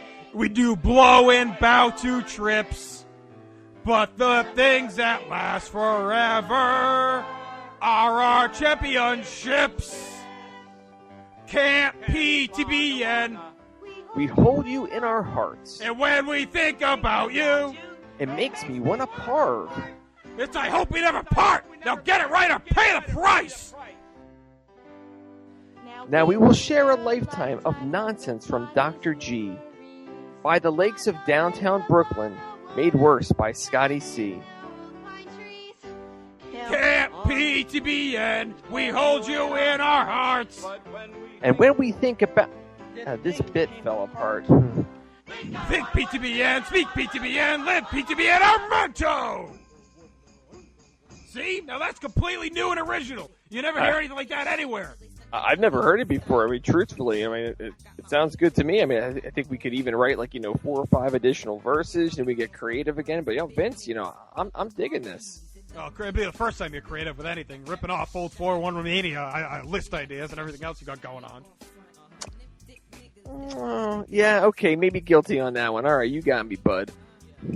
So, what should I tell the animator, Seth Green? Should I let him know Jordan Duncan has hair Jordan down below Duncan or on his head? Do you want the wig as a pubic wig, a merkin, or do you want like a regular wig? Well, we're going to have to talk to my designer. Yeah, I mean, I see there's a lot of wig possibilities Hey, there. dude, can we not do anything with Star Trek? Isn't wrestling nerdy enough? We got to do Star Trek now? No, we're going to stick to the Star Trek. I mean, I got, the Butler brothers, the brothers of discussion. You've heard their that's nickname. a real original, more originality, Woodling. Yeah, but, so Glenn, like little Glenn Butler will be there, little Steve Willie, little Ben Morris, our friend. Let's see. Steve Willie. That sounds very accurate. Yeah, I mean, we could do some things there. I mean, truthfully, there's some possibilities. Little Chatty Campbell talked about that. Let's see. Little Jason Greenhouse. We have a lot. We have a lot. No Jews. Okay. Well, really, that takes out like 3/4. I think that's a lot. That's a big. All right. Listen. We're gonna go ahead and I'm gonna wrap things up. I'm gonna go and talk to Seth Green. We'll get Camp PTBN on the air. We're good. No more lawsuits. No more injunctions. I'll talk to you next week, Woodling. Now get the fuck out of my studio. It's my studio. By the way, did you like that newest playlist I sent you? I did. I sent it in the mail on cassette. I know. I mean, you owe me a penny. I know. All right, I signed up for the 12 tapes for a penny, and you still owe me like 6 more or whatever. All right, I'll get in the studio this weekend. I'll crank them out. Sounds good, Vince. Speaking of cranking them out, Claire, get over here. But I didn't, I ain't frontin'. The sex was whack, a 4-stroke creep. I jumped on the dick, rode his ass to sleep. Well, I don't know. Whatever. Let's hope Vince doesn't get Jerry McDivitt involved. Hopefully, Brad straightened things out there. So, I really hope so too. By the way, I want to make a correction. But I bet you anything, JR. I'll bet you a 6 it's already been posted. What's that? It's already been posted before you can correct it. Oh, yeah, that we're on episode 404, not 403. So my sincere apologies for that. We're on 404. I'm trying not to get too – I don't want to rush to 500, so no. There's a lot of – speaking of Jerry McDevitt. All right. How do we get here? And then we'll talk about Booker. So go ahead. Okay. So the night after No Way Out, Boogeyman began to terrorize Booker T and Sharmell. On 3-3, Booker was wrestling Tatanka. When Sharmell was on commentary during the match, Boogie popped up from the crowd and frothed at the mouth behind Sharmell, distracting Booker and allowing Tatanka to get the win. The next week, Booker brought out a bag full of what he claimed were complaint letters from civic groups about Boogie's mistreatment of women. Teddy Long appeared and told Booker he'd have to face Boogeyman at Saturday Night's main event. Red smoke and worms then began coming out of Booker's bag. Boogie appeared at ringside, sending Booker and Sharmell scurrying out of the ring. At Saturday's main event, Booker faked a knee injury and got out of the match, but later in the show, Boogie showed up in his locker room, sent him running into the hallway right into Teddy. Seeing that Booker was not injured, he said that Booker would now face Boogie at Mania. And the next week, Teddy forced Booker to sign a Mania contract and then revealed that the bout would be a handicap match that included Sharmell as well. And finally, on 3/31, Boogeyman interjected himself during a Booker and Paul Burchill match, kidnapped Sharmell, and Booker found her later in a room filled with worms. He would rescue his wife, but it was clear that Boogie had won the psychological war heading into this match. So, sad use of Booker since his renaissance. We get a funny bit where Booker and Sharmell jump a mile when his pyro blows off because they're afraid of Boogie. Boogie, who's still undefeated here, of course, marches to the ring. Booker makes Sharmell start, but then attacks from behind. I thought that was a good piece of heel work. Match happens bathed in a red smoke from the entrance. Sharmell distraction allows Booker to get a sidekick, and then Booker, it's a bookend for a 2 count. Is dominated most of the match, actually. Boogie makes a comeback and teases the worms. Sharmell comes in with the staff, but he kisses her with a mouthful of worms, and she runs away screaming. And then Boogie finishes off Booker with a tree slam. I actually thought this was fine nonsense as a cooldown match from Edge and Foley. I just would have sacrificed somebody else instead of Booker. I would have maybe put Booker or Money in the Bank, and you could have thrown anyone else, Tatanka or anyone in here. A little long for what they were trying to go for, again, but it could have been worse. Boogie is fine for comedy bits, but we don't need pay-per-view wins. And this is where I would have dumped this all together, put Eminem and Booker in Money in the Bank, and then do Lashley, Finlay. Or just do Lashley Booker. You know, you could just put Lashley right here and throw Eminem in the ladder match, and you don't need Boogie wrestling on Mania, even if it's for comedy purposes. And you could have had Lashley win, preceding what the two of them would do at the next SmackDown only pay-per-view. Yeah, I feel bad for Booker. Great feud, multi-pay-per-view feud with Benoit over the U.S. belt. Great matches, worked so well together, and then they had to deal with this. The only thing with Sharmell was looking pretty good in some of these. And Sharmell is usually one that you don't really think of when you think of the hotter divas because she's usually not dressed like that. But she had some moments during this feud where she looked very good. But she added a lot to it, though, because she was so freaked out and everything. Yeah, they were good in it. And, it's like you feel bad for Booker because he was so good, but he's playing that chicken shit heel role that kind of lends itself to something like this. So you kind of get over it. And then, he's headed for pretty big things, so he'll be okay. He's got exactly. Coming. He ate some crow here. He ate a plate of shit, and then we move on. I mean, it's not. It's a bummer, but it's all right. All right, and we're gonna make. I mean, Boogie was a. Move on. Yeah, no, Boogie was just the one thing I'll just finish with is Boogie was a. They had to put him here at Mania because they put so much effort on SmackDown into him, and he was on every episode, as annoying as it was, maybe for some. You had to stick him here in something. So next up is a feud and our third title match of the evening. JR's the Women's Championship is on the line in a very long, entertaining at times if you're a red-blooded male feud that finally really culminates here. So. What is the final chapter, JR, of this feud leading up to tonight? So, following the Royal Rumble, this feud really picked up some steam. On January 30th, Mickie held an in-ring Trish appreciation celebration. During the festivities, Ashley came out and told Mickie that Trish didn't love her and that everyone thought she was crazy. Mickie snapped and assaulted Ashley in retaliation, and the next week Ashley pinned Mickie after Mickie bumped into Trish, who was serving as a guest referee. Later that night, Mickie apologized to Trish when Trish's date Jack came in to check on Trish, angering Mickie. A week later, Jack caught Mickie in Trish's dressing room wearing a Trish wig, and Mickie began screaming that Jack was hurting her and had security take him away. She then told that same story to Trish when she returned. On February 27th, Mickie and Trish won a tag match, and afterwards, Mickie got a little too close with her celebration, hugging Trish around the waist and burying her face in Trish's lower abdomen. The next week, Trish told Mickie that she needed some space and wanted a break from hanging out. Trish relented the next week when Mickie asked to take the injured Tori Wilson spot on Trish's side of a tag match as Saturday Night's main event. That Saturday, Mickie and Trish won the match, but things got ugly after when Mickie tried to kiss Trish after the bell, but Trish dodged the kiss. Mickie followed with a chick kick and satisfaction coupled with psychotic facial expressions. On March 20th, it was announced that Mickie would face Trish for the title here at Mania. Mickie came out with a giant box, was placed in the ring. After Trish refused to come out with a present, Mickie removed the box to reveal Ashley, tagged up and gagged. Trish tried to make the save, but Mickie beat her down and left her knocked out with a huge DDT. The highlight was Mickie's bloody nose, adding to her sadistic facial expression. The next week, we got a vignette of Mickie in a room filled with candles and pictures of Trish. She claimed that she was now obsessed with winning the women's title and destroying Trish's career. A lot of erotic fantasies fulfilled on this night. Been a great feud, kicked up a notch. Mickie goes full psycho. Most hyped women's match, I think, in over 20 years in many ways. Both look great here. They have great characters. They're good workers in the ring, and it's a dream combo for the point at this point for the company. Just hot women that can wrestle, that are good at conveying emotion and putting over a good storyline. Like it's just they haven't had this complete of a package of women's wrestling and probably ever. Aggressive start for both. Mickie smacks Trish around. Trish slugs her right back. It's good to see, given the heated storyline, that they come out firing right away. Trish hammers away and then kicks Mickie to the floor. Mickie dodges a chick kick on the floor, and Trish bashes a foot into the post. Mickie goes to work on the lower leg while mixing in some strikes, including a low drop kick and a half crab. Trish hobbles through a comeback attempt, hitting a head scissors, but the crowd is completely turned on her, and they're fully backing Mickie, who's just reveling in it. Mickie tries to go to the top, but gets caught. Trish gets a head scissors, but Mickie blocks and snaps Trish's leg across the top viciously as the crowd pops big. Mickie's facials and presence is just amazing here. Trish battles back, but is still hurting, avoids Mickie's finisher, and hits a running powerbomb for a near fall. Trish ducks a kick with the Matrish and then goes to Stratisfaction, but Mickie rubs her crotch and then licks her fingers as the crowd just goes wild. Trish is completely rattled by this. Mickie botches the Stratisfaction and then hits a kick to the head to win the match and a massive pop.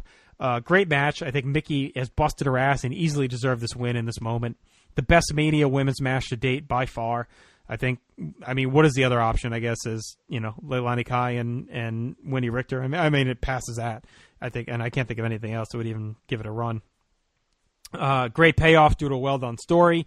Trish puts over Mickie strong, great selling, and of course, the finger lick and the botch satisfaction are cut out of the network, where they were cut out of the DVD actually back in the day too. So you only see that if you actually have the original pay-per-view copy from the original airing. You'll get the full Monty from that match. But I love this match. It still holds up, Scott. I think both women have killed it since this thing started back in October, and they should feel really proud coming out of this match for what they've delivered. Number one, Mickie James. Mickie is just, from the moment she debuted, she was absolutely fantastic carrying this storyline. Trish was very, deadpan through most of the storyline, and she carried her end of things, but Mickie really got the job done. I think that, more than anything else, makes this match even better, besides the fact they worked so awesome in the ring together. And they did have a match together already. Circumstances were a little different, but at least they got to know each other in the ring. I think just the way Mickie carried herself in these 3 or 4 months made the build leading up to this that much better. Number two, it's a bummer about the botch stratisfaction, because you would have figured at that point that they wouldn't have, that they could have done it. Yeah, I think there's blown it, but fatigue, there's a lot going on. I mean, but shit happens, People blow. Well, they kind of wrote it off. I mean, I don't know. It was a botch, but it wasn't, because if you look at the context of the match, Trish, remember, messed her foot up when she kicked the post.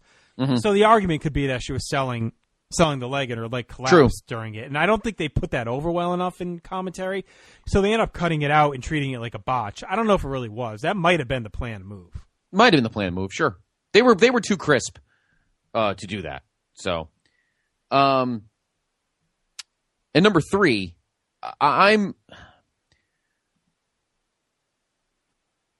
you can't cut out the finger lick and not cut out her rubbing her crotch.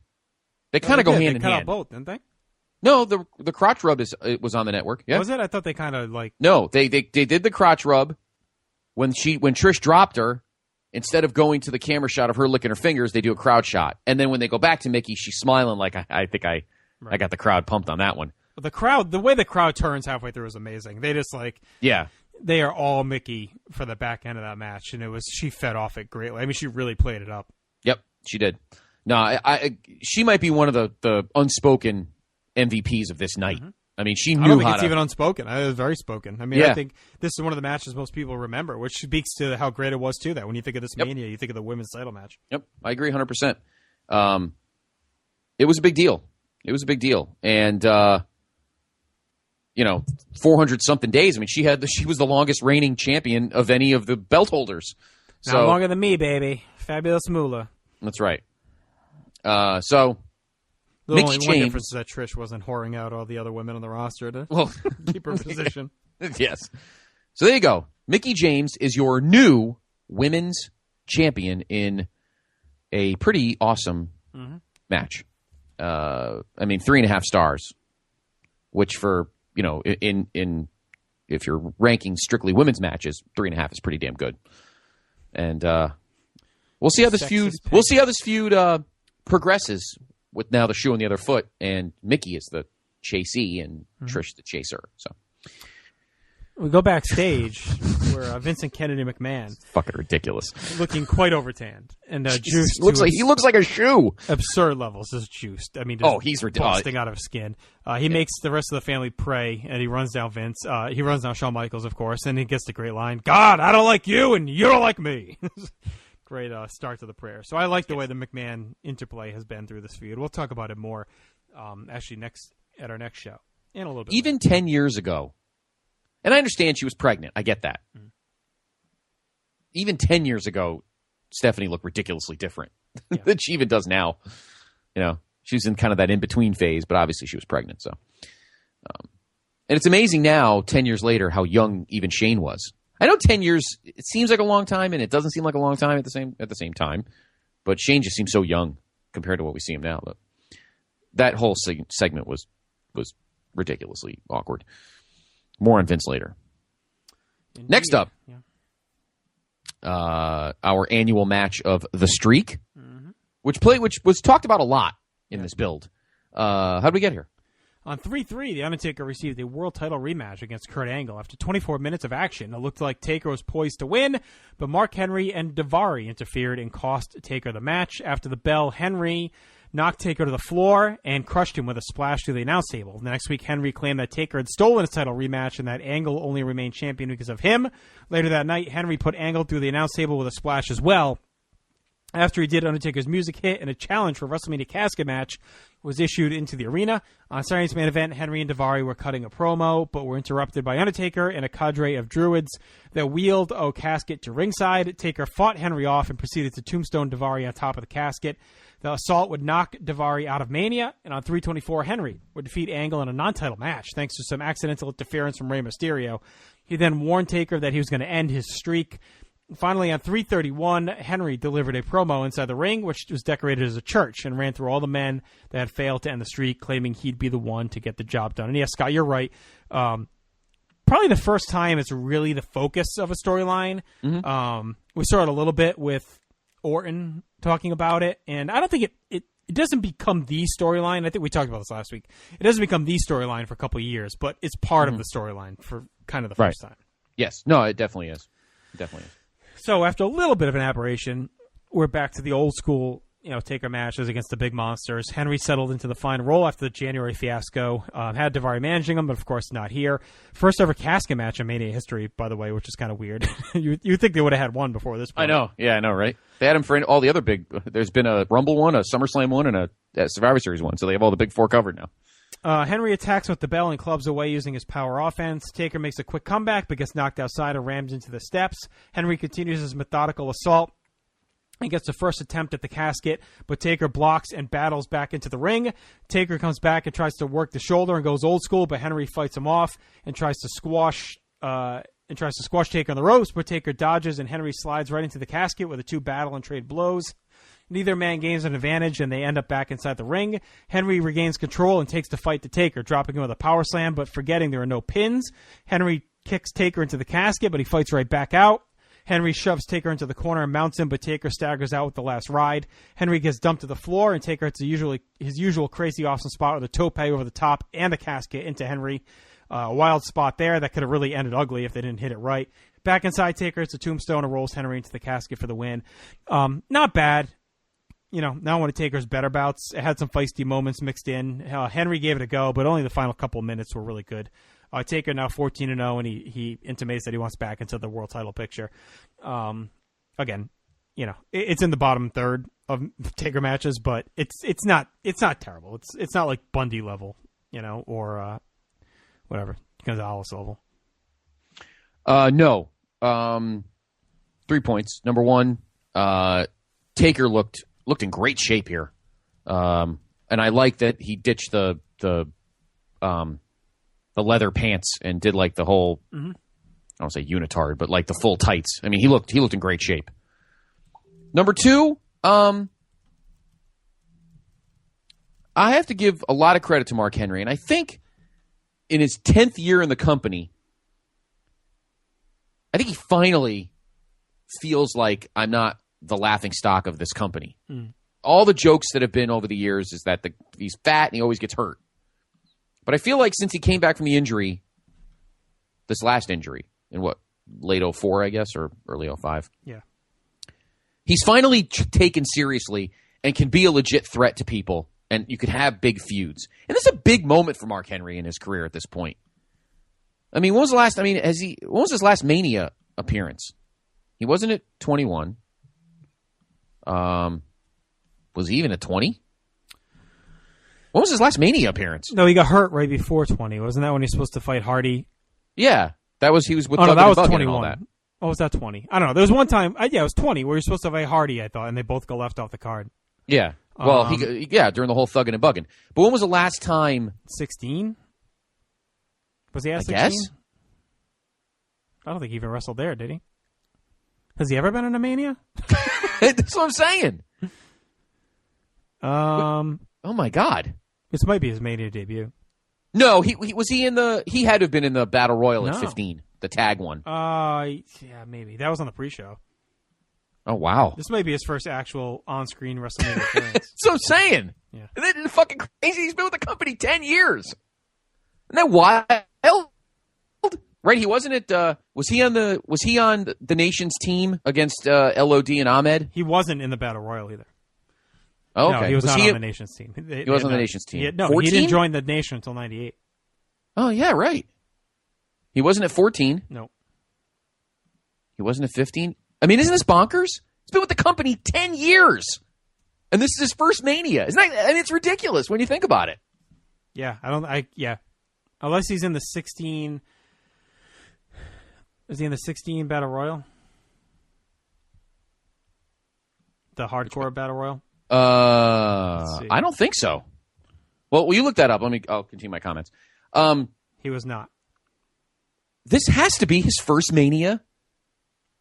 I'm sure someone will. No, I can't think of it. I think it is. I think it's his first Mania match. Think about that, JR. Wrap your head around that. 10 years he's been with this company, and his first Mania match is against Taker. I really do think the company wanted to reward. I mean, this guy has just been a laughingstock, unfortunately, since he's been there with all the dopey injuries, and they finally gave him something. Look, maybe this was his last chance. Look, we're going to give you this. Don't get hurt. And he put on a better match, I think, than anybody thought he would.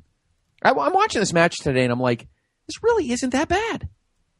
Again, it's not, future opponents, The Undertaker would have at WrestleMania, but it's not, again, it's not Bundy, it's not, Snuka, or it's not even that tag disaster at 19.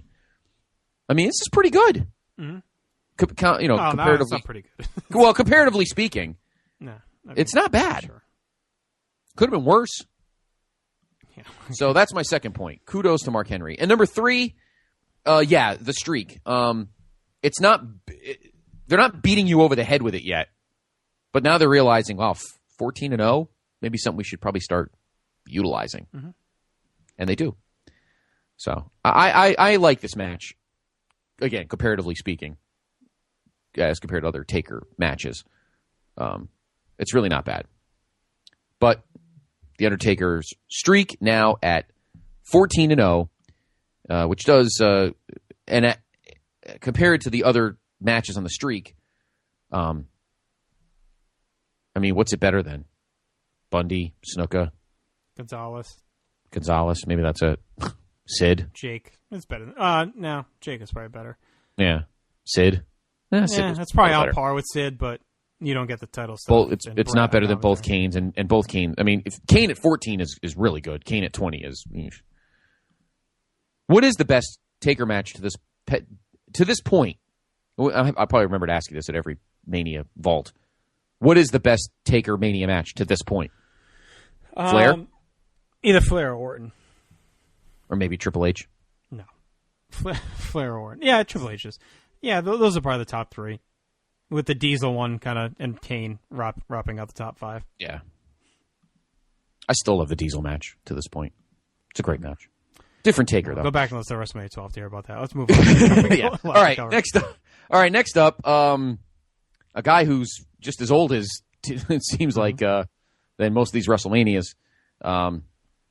But it is the continuing accruing of this guy taking on all of his best talent over his career. How really do we get here?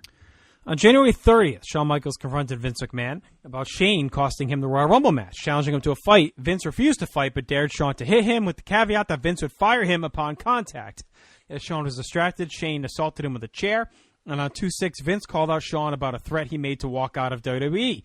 Vince took it literally, pulled him out of the Road to WrestleMania tournament, and told Shawn he'd be throwing a retirement party for him the following week. A week later, Vince threw Shawn his party, but Shawn refused to sign the retirement papers, tearing them up instead. Vince then smacked Shawn in the face and told him he had opened the gates to his own personal hell. On 220, Marty Jannetty made his return, saving Michaels from a Spirit Squad attack. Vince then told Jannetty he would have to offer him a contract if he joined the Vince McMahon Kiss My Ass Club. The next week, Shawn apologized to Marty for getting him involved in this mess, but Marty said he was just trying to help out his friend. Marty told Shawn that he doesn't kiss any ass, but that he was broke and needed the job, so he would do what he had to do.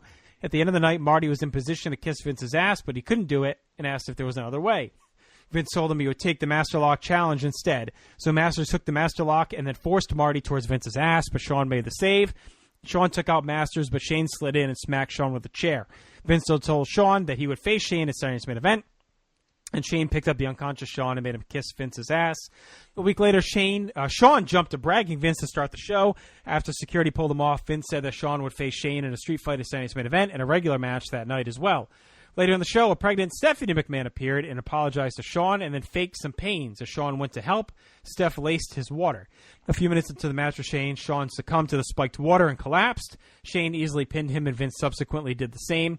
On 3/13, Vince demanded that Shawn submit himself to a public drug test due to his erratic behavior.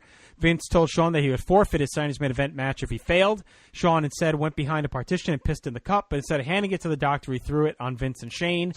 Also that night, Vince told Shane that he was bringing in Jim Ross to Saturday's main event to call Shane's beatdown on Shawn. That night, Shawn would lose a handicap match to the Spirit Squad after Shane slammed the cage door on his head. At Saturday's main event, Shane would win a violent brawl, thanks to Vince calling for the bell while he had Shawn locked in the sharpshooter, revisiting Montreal.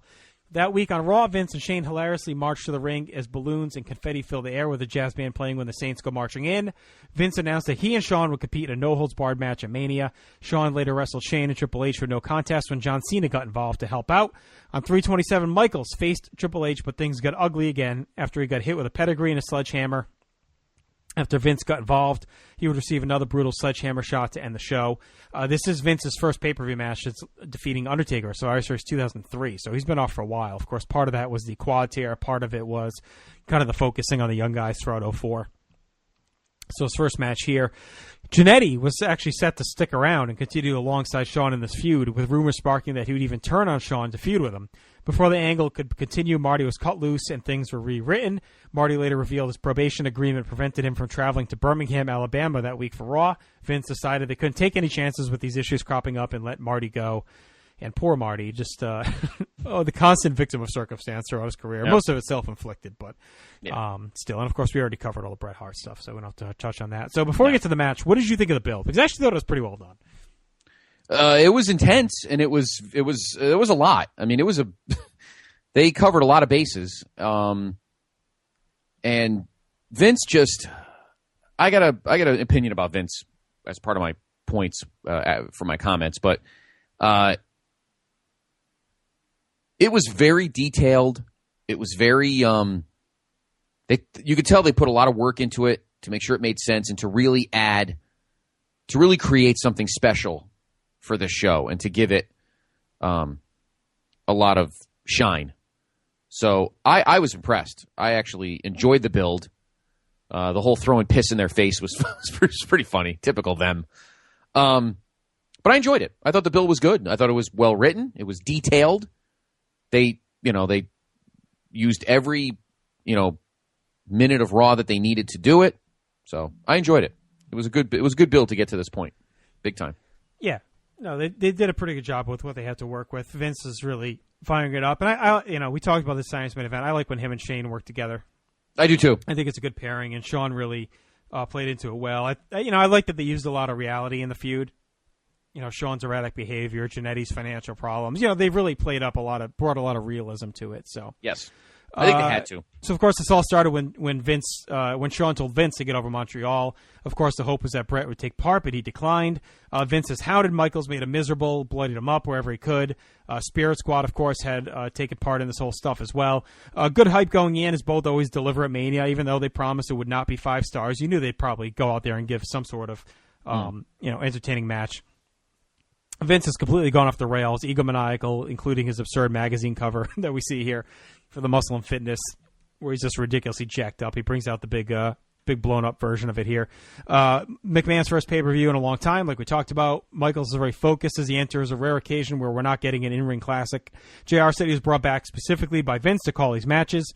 Vince does his over-top entrance with the insane strut, the great tan, the gassed physique, just pure, unadulterated Mr. McMahon here. Mm-hmm. Michaels attacks Vince as he poses. He chops and chucks him around the ring, choking with a microphone cord. Michaels bashes the big magazine poster over Vince's head. Spirit Squad comes out and beats on Shawn in a swarming, energetic way, but Michaels fights them all off. But that gives Vince enough time to regroup, and he mashes Shawn with a clothesline. Vince then lays in some strikes and whips Michaels with his belt. Vince mocks Bret and then teases Sweet Chin Music, but HBK blocks it and goes on the attack with some strikes in his usual offense. Michaels sets up for Sweet Chin Music himself, but then Shane comes out and smacks him with a kendo stick. Michaels turns the tide and shoves Shane into Vince's ass and then cuffs him to the ropes to work him over with the kendo. Gets his good revenge there. The crowd is smoking hot as Shawn smashes Vince with a nasty, gross chair shot to the head. Mm-hmm. Michaels teases Sweet Chin Music, but stops so he can beat on him some more. Then he smashes him in the head with a ladder, and McMahon is just pouring blood by now. Michaels fills the ring with weapons and uses them to bash Vince, and then sets him up on a table and pulls out a massive ladder. Puts a trash can on Vince's head. HBK climbs, tosses out a sucket, and then hits an elbow through the table in a memorable and impressive spot. It was gratuitous, but because it's Vince, it works just fine, I think. Michael shoos away the doctors and then hits Sweet Chin Music for the win. I thought it was a really fun garbage match. It didn't overstay its welcome at all. I thought it was a good payoff to all the torture. It ended up being a better feud than it seemed when it all started. Vince takes a great shit kicking. He does the great bloody middle finger on the stretcher to close it out. And I think many thought this would be it. I don't think anyone really thought it was going to continue. We'll see that it does. But for now, anyway, it seems like a nice bookend. And it goes 18 minutes. You could have probably shaved a little bit off of that, especially at the end when Shawn's kind of roaming around picking up all the weapons. But I thought it was fine. It's a rare kind of treat to see Shawn in a match like this in a way. Vince takes the shit kicking like he always does when it's his turn to pay up. Shane too. So I thought this was pretty well done for what it was when you consider who was involved. Yeah. Point one, Shawn, I feel didn't have to carry Vince as much as others did. Let's put it this way. I was expecting more out of this match than I did Vince Hogan at 19, because Hogan can't carry anybody. And that match was fantastic. So I knew going in that yes, Vince was, 3 years older, but he was also facing a guy that would help him out better than Hogan would. So I knew going in we were going to get some fun, some fun back and forth. Point two, Shane was fantastic in a supporting role here, and sitting there and being handcuffed to he took the ass plant and then being handcuffed and having to. They told a great story. There's one thing that I'm glad. This was the match. And as much as it's part of the storyline why they brought JR back, this was the match that would have bombed if Joey was doing commentary. And I love Joey, I really do. He couldn't have done this match. JR had to do it. You needed a play-by-play guy who was really going to bring the pathos out of this feud and out of this match. And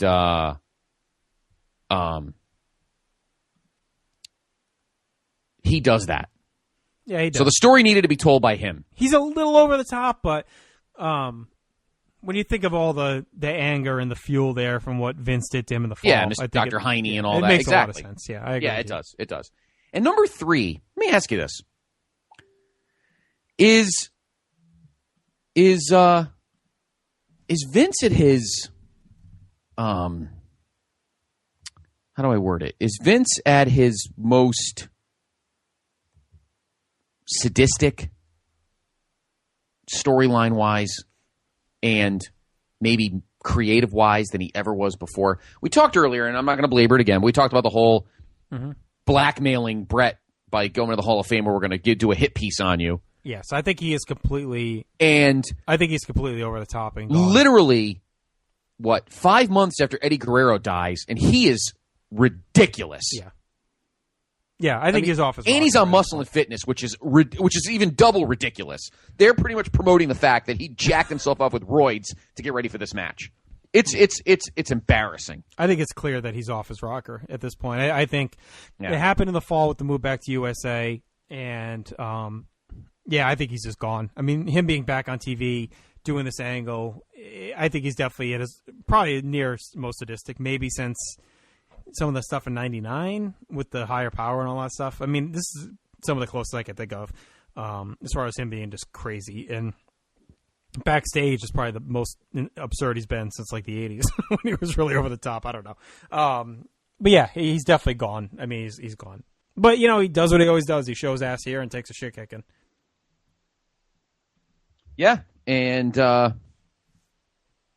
it top to bottom, it was fantastic. And one thing I got to say about Vince that maybe his daughter should learn now, it doesn't hurt to show a little ass to your figuratively, of course, to your roster to get them over.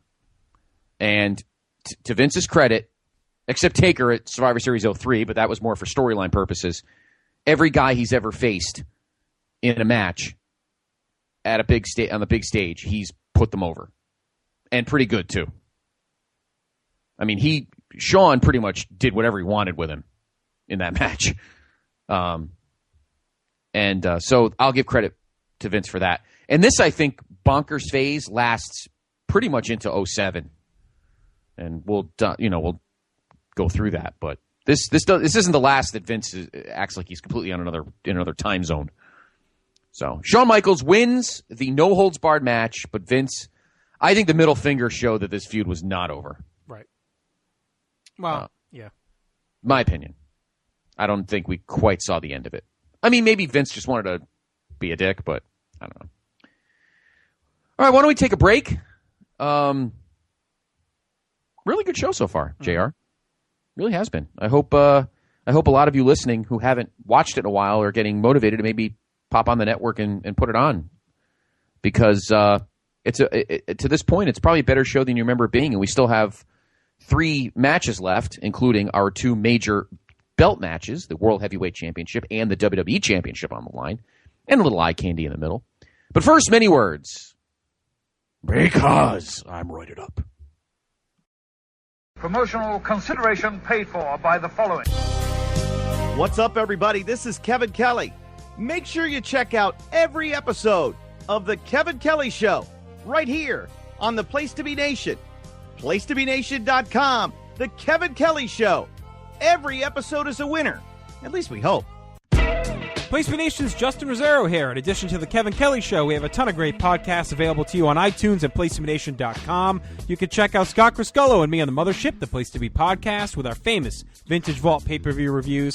PTBN also covers current day wrestling with Main Event, Mission Indie Possible, and our monthly pay-per-view reaction shows with immediate feedback on WWE, NXT, and Ring of Honor Super Shows. And relive wrestling's past with our monthly pay-per-view rewind series, led by Ben Morse, and the Dangerous Alliance Wrestling podcast as we dive into various subjects in the form of exercises and games. We got sports covered too with the Sports Evolution Mega Show with Scott, Dr. G, Cowboy, and Cowboy Sr., the Kings of Sport, led by Live Audio Wrestling's Godfather Nate Milton, as well as the NBA Team Podcast and the TJ McClune Show. PTBN tackles pop culture and irreverence with Richard and the Mailman, the Glenn Butler Podcast Hour Spectacular, and if you like a hybrid of all of this in list form, check out Jordan Duncan's Rank and File. All of these shows are available on PlaceToBeNation.com, where we cover pro wrestling, sports, movies, comics, plus tournaments and more. We want to thank our friends at Bonehead's Wing Bar in West Warwick, Rhode Island, and Fall River, Massachusetts, and Scott Keith's Blog of Doom. Be sure to follow us on Facebook, Twitter, Instagram, and Tumblr as well. PlaceToBeNation.com, the only place to be in your pop culture world. This is Parv, and I'm here to tell you to listen and subscribe to the Pro Wrestling Only Place to Be Nation podcast network. That's the PWO PTBN podcast network, where you'll find a ton of in-depth shows done by hardcore fans. We've got Chris Zellner's 1-2 punch of Exile on Bad Street, and with David Bixenspan, a smash hit Between the Sheets. We've got Wrestling Culture with Dylan Hales and Dave Musgrave, Goodwill Wrestling and the reaction shows with Good Old Will from Texas. We got This Week in Wrestling with my man Pete and Johnny Sorrow, Stephen Graham and Tim Livingston's Pro Wrestling Super Show, Tag Teams Back Again with Kelly and Marty Sleaze, and a ton of other great shows too. And of course there's Titans of Wrestling and Where the Big Boys Play with yours truly and some dude from down south called Chad. PWO PTBN Podcast Network. All right, Nation, we're back. I'm going to implore you, as always, to check out PlaceToBeNation.com, the only place to be in your pop culture world. Lots of podcasts, written pieces to tickle your fancy, of course, each and every day. You can go ahead and follow us on Facebook.com/PlaceToBeNation, Twitter, _2BNation, Tumblr, Instagram.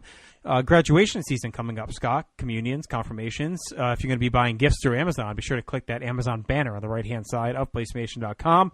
It takes you right to Amazon, and from there you can do all your shopping, all your gift buying, and kick back a little bit of love to Place to Be Nation. So yes, there you be. And don't forget about our ebook too. Yeah, click on that, and the new one should be up and running shortly as well. Of course, we're winding down our Sunday Night's Main Events, so that'll be ebook number 2 from yourself and me. Yes, fantastic. It's been great so far. Mm-hmm. It's been a fun journey, and we're reaching the next chapter of our viewing, and we're having just as much fun with that as well as with our network adventures. So, you knew eventually we would find something to really get our network viewing in full gear, because it always seems like, what do I watch? I don't know what to watch. So much stuff. And now we actually set ourselves up with a project, which is what we do best here at PlayStation Nation, and now we pretty much are. So, PlayStationNation.com, your home for everything pop culture. All right, 3 matches left. Next up, the first of our 2 title matches, big title matches this evening.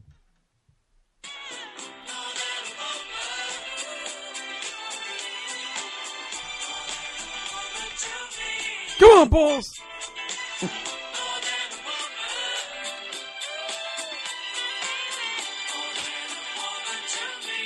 Four sucks. Anyway, your JR, your boy, World Heavyweight Champion, Kurt Angle. And not 1, but 2 opponents. 2? How the hell we get 2, JR? On the 224 SmackDown, Randy Orton opened the show by bragging about his win over Rey Mysterio. The bragging continued until Chavo Guerrero attacked him and nailed him with a frog splash. Later in the show, Rey Mysterio was apologizing to the fans when Teddy Long joined him in the ring. He announced that Orton, winning the pay-per-view match, was official. He'd be heading to WrestleMania. However, he also decided that Rey deserved to be there as well. So he said, screw it, playa. We're going to make a SmackDown WrestleMania main event, a triple threat match. The next week, Kurt Angle would barely hang on to his title against The Undertaker, winning by DQ. On 310, Angle and Mysterio teamed to battle Orton and Mark Henry in a no contest. Angle received the worst of it when Henry splashed him through a table. The next week, Angle and Mysterio and Orton were forced to team up as they would defeat Henry and Eminem. And at Sunday Night's Main Event, they teamed up again, this time losing to John Cena and Triple H. On 324, Henry defeated Angle in a non-title match after Mysterio accidentally hit Angle with a seated senton intended for Orton. After the match, Angle shoved Mysterio down, but Rey came back and hit Angle with a 619. Orton fired some verbal shots on 331, calling Angle a paper champion and Mysterio a charity case before leaving the arena. Later that night, Angle would defeat Mysterio in a non-title match. Orton would return after the finish and drop Rey with an RKO. Angle came back and took Orton down with an angle slam and hooked on the ankle lock to close the show. Now, there were a lot of rumors regarding the original plans for this match, and we thought we would run through some of them here. So one talks about a plan that was set prior to Eddie Guerrero's passing, where the plan was for Eddie to defeat Batista and hold the title to Mania, where he would lose it to Randy Orton. After Eddie passed away, it was assumed that Batista would lose the belt to Orton at Mania instead. After Batista was injured, Vince reportedly asked Shawn Michaels to jump to SmackDown to win the vacated title and lose to Orton. Shawn turned the offer down due to SmackDown tapings conflicting with his church commitments, as many here know. Vince would then turn to Angle and ask him to do the same thing as he had asked Michaels. Angle agreed, but requested a feud with Undertaker first, and was originally scheduled to face Taker at Mania before all this went down. After Angle won the title, he told Vince he did not think Orton deserved to win it because he was messing around backstage. He told Vince they should do the Taker match at Mania instead. Vince was against it and settled on having Rey Mysterio win the Rumble and win the title at Mania to play off of Eddie Guerrero's passing.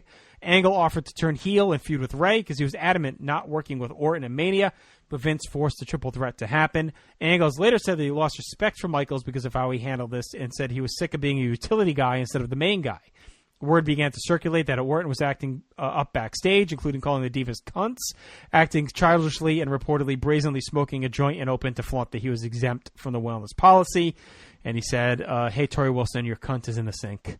The other, of course, rumored match heading into this whole thing was Eddie Guerrero versus Shawn Michaels, which was originally on the books as well. So those are kind of the rumored machinations for a card that underwent a lot of changes due to injury. That could have went down. So Taker Angle would have been interesting here. And, of course, after we saw what happened to No Way Out, I think many thought that. And I think it's also lends some credence to the fact that Rey maybe had a haphazard choice after Eddie died. You know what I mean? Like, they kind of really just threw him in here. Do you think that they did him any favors by having him lose to Orton and then Teddy just put him back in the match? Like, I thought it made him look real stupid. He's looked dumb all along anyway with all the Eddie stuff, but then having Teddy have to bail him out and put him in the match for no reason. Like, they didn't even give him a qualifier. He just puts him in the match. Yeah. It was stupid. It was utterly stupid. But it par for the course for this whole feud that Rey is a glad-handing schmuck. So the whole thing was. Eddie, your soul just went into Teddy Long and gave me this match, Eddie. I slept with your teddy bear last night, and it makes me feel a lot better. Of all those, so they really, it's amazing. Couple of things. I know you're gonna get into the match comments, but your analysis. But I have a couple of questions. Number one, I know that it was the payoff to having to eat shit against Taker in 2005, but boy, Vince wanted Orton to be world champion so fucking bad. Mm-hmm. It didn't matter what the equation was. Right. On this night in Chicago, Orton was holding up that gold belt by hook or by fucking crook. Yep. You know? And he fucked himself up left and right. Yeah, by being a total D-bag. This was the peak of Orton D-bag. Does he get suspended after this? Yes. Yeah, I looked that up today, actually. He did get suspended after this. He got injured and suspended, both. Right. The number two... suspended 60 days for unprofessional conduct, April 4th. Well, I would... The injury was scripted. Oh, okay. I would think so. I mean, geez, Funkhauser. The Divas are not in the sink. You know what I mean? Come on. The joint, I think, was the kicker, though. I think everybody there was just like, you are just such a fucking asshole. And you really have done nothing to warrant doing whatever the fuck you want. Seriously. Mm-hmm. You know?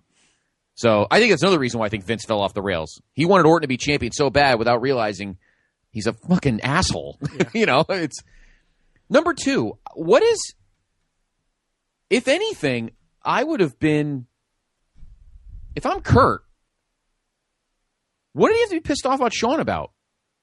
You got what you want. I mean, you're world heavyweight champion. You're in one of the co-main events at Mania. Why are you pissed off at Shawn?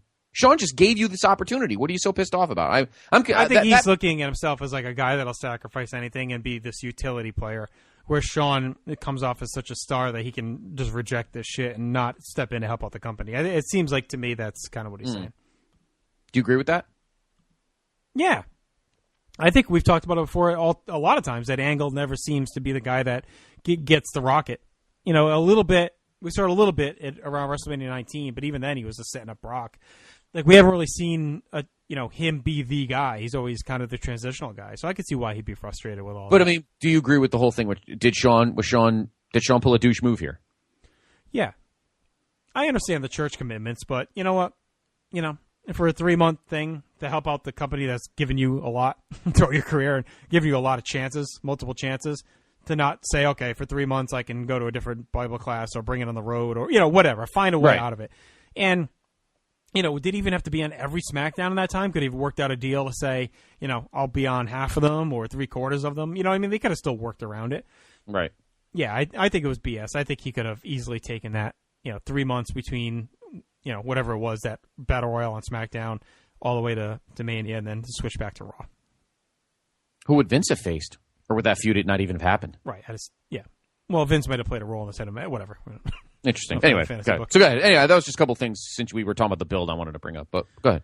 All right, so Rey put back in the match, like we said, feels forced. Angle's been a great champ, but like we mentioned, overlooked afterthought. Orton hot as a heel. And really should have been set to win here, like we talked about. I mean, he had all the tools and he was on fire, but such a piece of shit outside the ring. And that, combined with the Eddie stuff, just switches everything around. Rey gets played to the ring live by POD wearing his crazy headdress. Orton gets a great douche entrance and swagger, huge power for Angle, and he feels like the top guy in the match. Orton drills Angle from behind before the bell, and then goes to town on Rey, hitting a dropkick during a springboard. Angle comes in and hits Germans on Orton, and then a double German on both in a great spot. The pace is wild, with everyone hitting move after move at a crisp pace, stealing near falls wherever they can. Rey rolls through a sunset flip and hits some nasty kicks to Angle's face for a 2 count. The crowd is split on Rey and Angle, or split on Rey in general, but Angle's still the favorite overall. Rey hits a 619, but Angle traps his leg, goes into the heel hook ankle lock. Rey taps, but the referee was tied up with Orton, and that triggers that Angle isn't winning to me because he gets the visual win there. Angle goes back to the ankle lock again, but Orton makes a save. Angle gets Germans on both, including a 360 toss and an Angle slam to the floor on Rey. Angle then gets the ankle lock on Orton, and he taps, but the ref is tied up. So now Angle has gotten 2 wins in this match. Angle goes back to the heel hook ankle lock, but Rey breaks it up with a top rope leg drop. The crowd is booing everything Rey does now. The announcers call the crowd weird for the second time tonight. Rey gets posted and dumped to the floor as Angle's just been a machine in this match. Orton floats through an Angle slam and hits an RKO for a really close 2 count. Orton heads up top, but Angle hits a super belly-to-belly. Rey tries a 619 on the outside using a post, but botches and fails, and that doesn't help his case with the crowd at all. Rey comes back with a West Coast pop for 2. Orton nails Rey with a hanging reverse neck breaker for 2, and then Angle hits Orton with an Angle slam for a near fall. Rey blocks an Angle slam with an arm drag, and that sends Kurt to the floor, and then hits the 619 on Orton, and then the West Coast pop and roll up for the win. Big pop for the win, even though he got booed throughout most of this. Fantastic match, I thought. The pace was nonstop. The athleticism was crazy. I thought all 3 guys looked great. Rey gets his big magic moment to pay off the Eddie story, and I'll give him credit because they kind of marginalized the Eddie stuff throughout this match. Like, they don't talk about it too much, which was nice for a change. Angle looked like a beast. I thought he was the true star of the match. He looked head and shoulders above them. Orton, credit to him. He hung with these 2 guys that are super fast that move around the ring like crazy. He hung right with them. I thought they all got screwed by the length, but in a way, the short length kind of helped the match be crazy, and they made the most of what they had. Rey, an unlikely world champion, he gets met by Chavo and Vicky on the ramp. Lifetime achievement for an all-time legend. But if you're looking at this match objectively, to me, he was the 3rd guy out there that felt like a star. To me, Angle felt like the head and shoulders above the other guys due to his pacing and his work rate. And to me, Orton was second just due to the way he carried himself. Yes. Number 1, on the Eddie part, you're right. And the best part, for once, they did something subtle, which wasn't totally subtle, but still was not as in your face, was right before they would go to the next, segment of the show, they did a still after all the hugging with Chavo at the top of the ramp and Vicky and all that shit. The camera just sits on Eddie's picture, because all the pictures of all the superstars, and they hold on Eddie's picture and then just fade to the camera. They don't even the announcers don't even mention it. They just show Eddie's picture and then fade and then they just pan to JR and King, which was pretty awesome. For once, they didn't stick nobody said, "Oh, there's a picture of Eddie looking down at her." Like, they didn't make it, dopey. It was very subtle and pretty cool. Number 2, Orton was average in this match. I almost think the match was great overall, but I think he could have done more to make it even better. I think knowing he was not winning the title, I think he didn't put his full effort into it. Having said that, point 3, Kurt is a beast, and I think he's absolutely right that he shouldn't feel like that he's been a 7-year utility guy. And that's a shame. But he felt like a guy that they should have just had him. They should have just called an. They should have just called an audible and had him have Orton tap out to the ankle lock and move on. That's what I think they should have done. Yeah, but once you get to this point, you kind of have to just go through with Rey. I mean, I agree. I think Angle looked the best out here. I just would have done. Yeah, I mean, we're not going to rebook the whole thing at this point. No. But Rey's whole run here, as on paper, looked like something we'd be into that we kind of want. But in a vacuum, looking at it here when it actually unfolds, it just never really clicked. The whole thing felt forced. It felt dirty.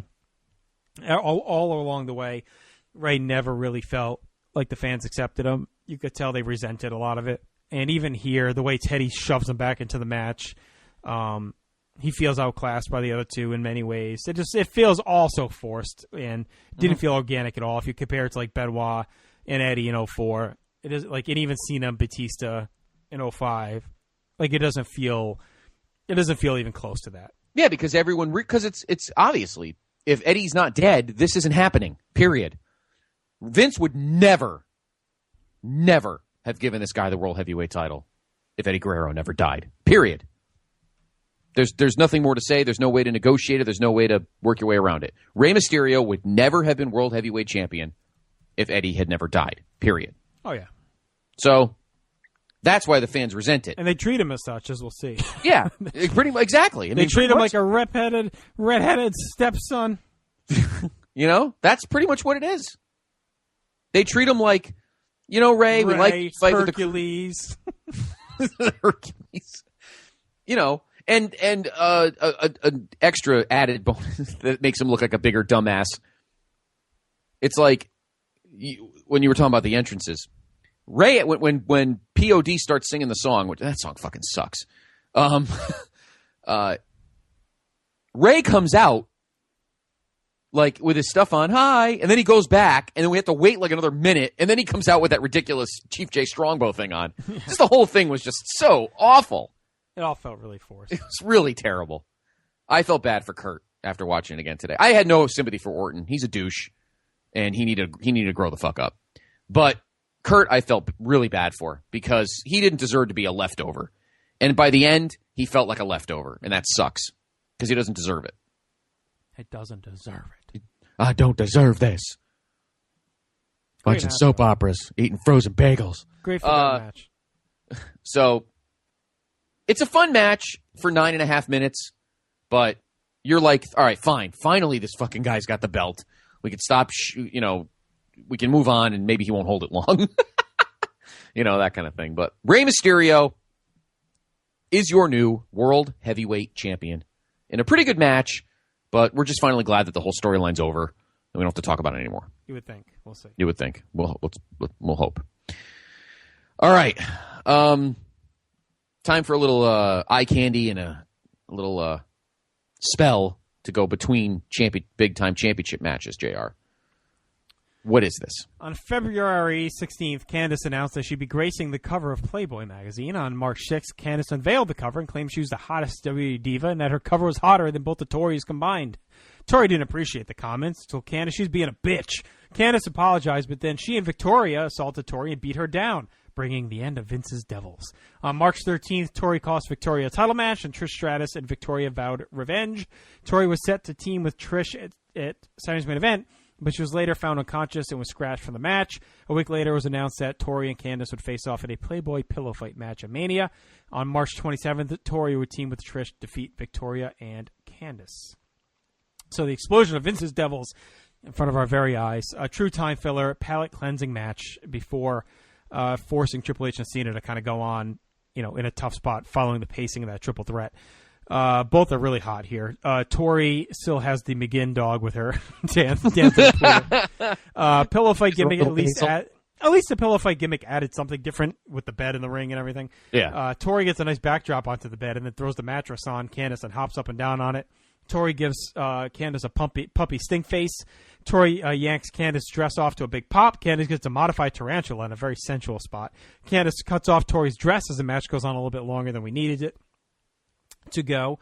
I thought it was hot for a quick spurt in the open, but it didn't really need to drag as much as it does. Candice finds a Playboy magazine under the bed and hits Tori with it. Tori avoids a charge and gets a roll-up for the win. Not as bad as you think, but a little bit too long. But I thought it was smart to gimmick it up instead of just throwing him out there in the ring to have a straight-up match. Yeah, I agree. Point one. After Mickey and Trish, you can't have these two wrestle a regular match.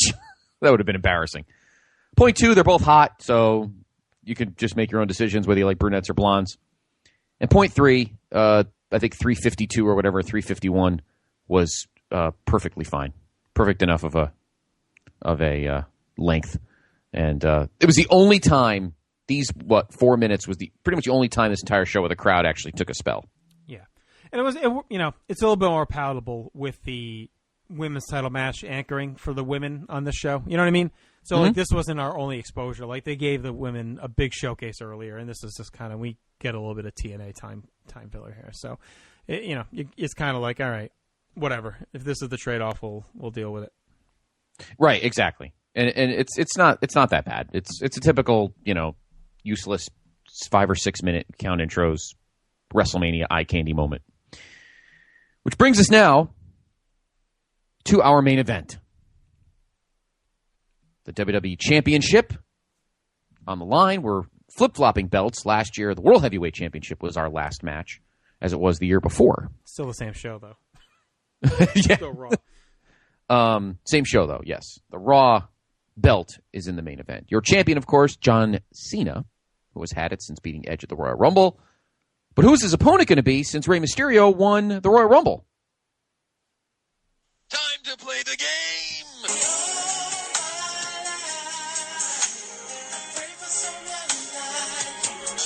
It's amazing how you knock me off my feet.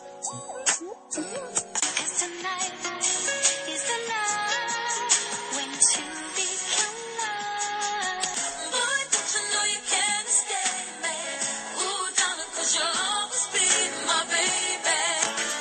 All the life feels like I'm going to lose my mind.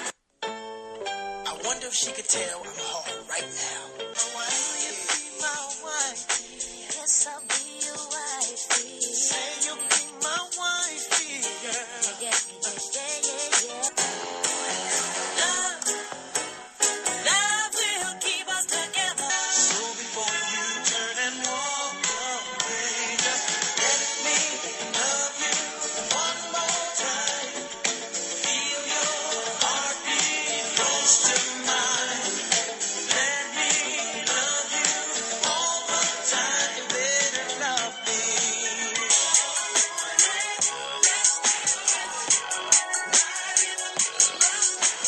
Side catch a grenade for ya. Oh yeah, well, you make my dreams come true. Take a look at my girlfriend. She's the only one I got. Give me some good love. Somebody rockin' out your devil.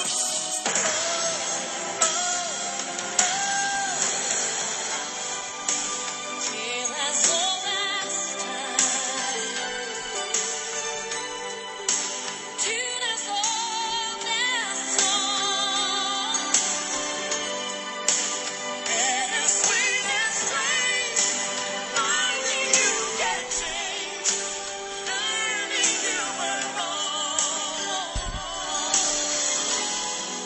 Certain nights. On February 20th, Triple H won the finals of an What did 8-man Brad tournament. dare you to double it?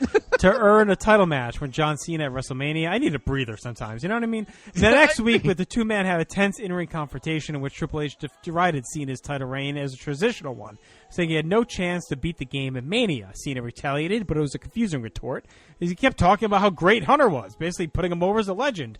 There was a lot of debate and consternation over the way the two men acted in the segment, ensuring and in the ensuing promos, as Hunter would continue to run down Cena's in-ring abilities, and Cena just kept putting over Hunter. On Sunday's main event, the two would team up to defeat Mysterio, Orton, and Angle, but during the match, Hunter dropped Cena with a pedigree. On 3/13, Cena and Hunter signed the official contract and then faced off on opposite sides of a six-man tag. On March 27th, Cena was forced to face off with Vince McMahon, but things would quickly degenerate, and Cena would be left bloodied, courtesy of the sledgehammer. Now, what did you think of the build of this? Because the whole hype is that Hunter's the groomed, pampered, trained wrestler. Cena's the street-fighting brawler. He's overmatched. He's an underdog.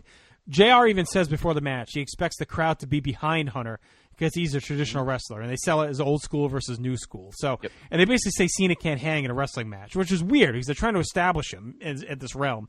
In many ways, it felt, it almost felt like similar to WrestleMania 19, but instead of Hunter saying you suck because you're black, he's saying you suck because you can't wrestle. You know what I mean? It's like, really, like at 19, it's like people like you aren't a world champion. He was super latently racist, and here it's. Yeah. You suck. You're not as good as me. And Cena's like, yeah, gosh, you're right. Fucking like he was like the Goofy to his fucking Donald Duck over here. Just, yeah, you're right, Donald. You're the better wrestler than me. Whoop, whoop. So Hunter's playing it up real hard, and the scene is just no match for him. Puts down his skills over and over and over. So what did you think of all this? As the resident Triple H fanboy, did you feel that the build here was unnecessary the way they went about it? No. Of course not. I think that was the point. He's not. Why lie? I hate to say it. He's not the better wrestler. I was very fanboyish during this feud. Wait a minute. For strange reason. Did you just say why lie? It's pro wrestling. It's all a lie. The whole thing is a fucking lie. No fucking shit. He's not a better wrestler than him. Jesus Christ. I was waiting for that. Nah. You can't lie in pro wrestling.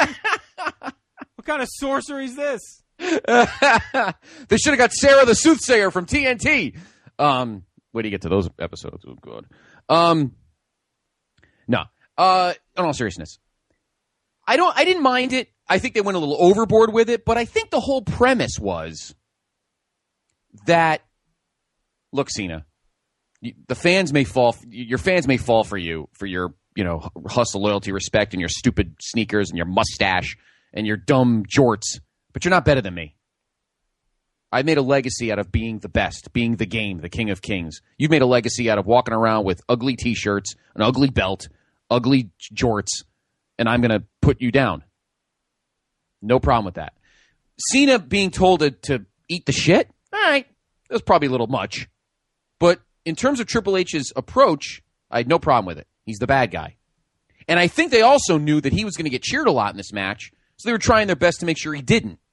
It failed, but I think that's what their approach was, to make sure he got booed by all the quote-unquote Cena fans being told, yeah, your boy is a talentless hack who only won because he's got jorts and pump-up sneaks.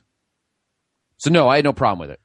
My only problem with it was they had Cena eating too much. Issue, that they had Cena go poochie. Yeah, they had Cena eating too many plates of shit. I agree. It was Dusty and Nikita and all the super friends all over again. Right? Yeah. You got to mention Dusty and everybody. You got to put over Dusty no matter what you're doing. Exactly. It was the same thing. Like, you don't need to have Cena out there talking about how great Triple H is. Now, I get the old axiom, you're only as good as the guy you beat, so he's not going to trash him. But talk about yourself. I can hang with you. I'm confident. Not like, oh, yeah. You're the best.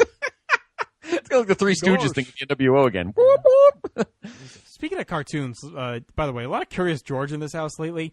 Could they have picked a more uncomfortable outfit for that poor guy, the man in the yellow hat? He's got like these weird-ass hide rain boots on, tight pants, a buttoned-up shirt, a tie, and the most uncomfortable-looking hat I've ever seen. And they make him walk around like this at all times. Like, this guy's always wearing a freaking tie and a buttoned-up shirt with the pants and it looks like the most uncomfortable outfit I've ever seen. And he's hanging out in the jungle, so it must be very humid. Why would he need... And it's a long-sleeve shirt, if I remember correctly, so... Very weird. Yeah, I agree with that. What's with the hat? Strange. Odd. He's an odd duck. By the way, I read the origin story of Curious George. The origins? The daughter took it out from the library. Cecily G, the giraffe. You have to read it. It's interesting. It's where the beginning of the Curious George and the family's with. Really? Anyway. That's interesting. Not Dr. G. How old is Curious George? Yes, I know. Different hot takes from Cecily G. Yes, that's right. Cecily. He's old. That book's from like the 50s. Oh, wow. He should be dead by now. Triple H debuts a King of Kings theme here, of course. Yes, he does. Also debuts the beginning of the absurd entrances as he does his Conan the Barbarian, or Conan, I should say, the Barbarian entrance. On yes. He doesn't do a late night routine. He just does the Conan entrance on the Rising Throne. The game comes on, and he officially makes his entrance. And, of course, you get the, pretty good reaction for that. And what did you think of this new theme? I liked it. Not as good as the regular theme. Surprise. What the fuck did you ask me for then? John Cena gets this weird gangsta entrance where it doesn't really make sense, but at the same time it does because he's kind of been portrayed as the anti-establishment bad boy. But you get this weird video package about, all the gangsters of Chicago and everything else, and then he comes out on the old... he has a bunch of gangsters come out in the old-timey car, and of course they're all played by various developmental talents, one being the future CM Punk, or I guess current CM Punk at the time. It was all over they obviously... It's funny because I feel like they were doing it on purpose because the camera was on Punk pretty much the entire time in that whole entrance. He's on the camera side of the car and everything. It didn't seem like an accident, but I thought one of them was. I thought one of them was Cabana. I think it may have been. One of them looked like Cabana. It may not have been. I'm just saying. One of them, I thought, one of the guys on the other side of the car, I thought was Cabana, but it might not have been. But anyway, my Cabana wear. So the crowd split on Hunter and full booing Cena.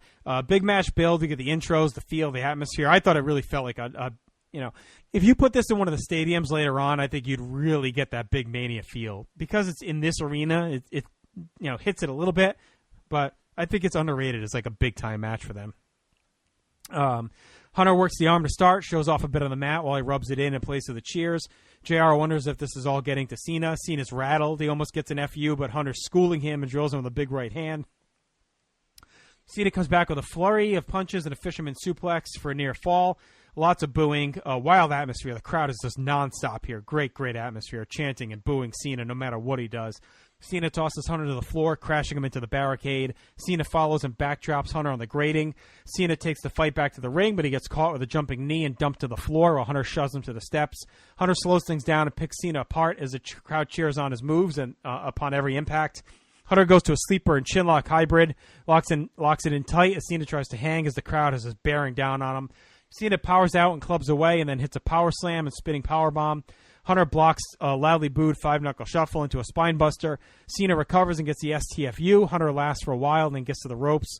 Hunter shoves Cena to the ref and then cracks them both with his awesomely evil low blow. He just lines it up and smashes them both in the nuts. Hunter does a suck it, just like Shawn did earlier in the night. He grabs a sledgehammer and bashes Cena to a huge pop, but Cena kicks out as the ref took too long to crawl over.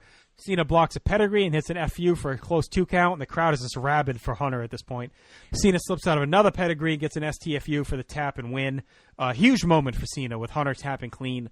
Really fun main event. I thought the work was standard, but the crowd and the general build took it all to the next level. I thought the intangibles made this a very memorable main event. The commentary, the overall heat were great.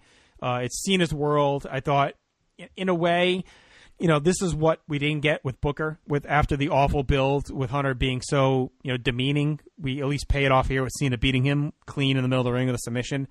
Whereas Booker didn't get that win. So I think this is a very I think it's an unheralded card overall. It's kind of overlooked, and I think the main event's overlooked. It's really good, and the atmosphere is it's crazy that this match isn't talked about for how good the atmosphere was. Yeah.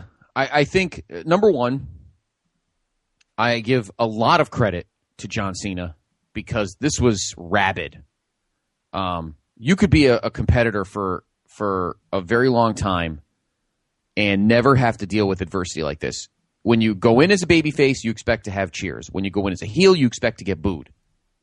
But John Cena, even this early in his run as a main eventer, has had to deal with a lot of intangibles in matches, big matches. We're not talking curtain jerkers. We're talking matches where the build is carrying the show and have to deal with just bizarre energy that a lot of main eventers probably never had to deal with.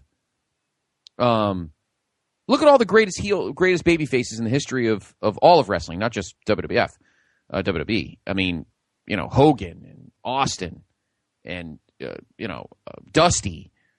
And guys who never got booed, even if they were in every main event, on every screen, ever, they never got booed.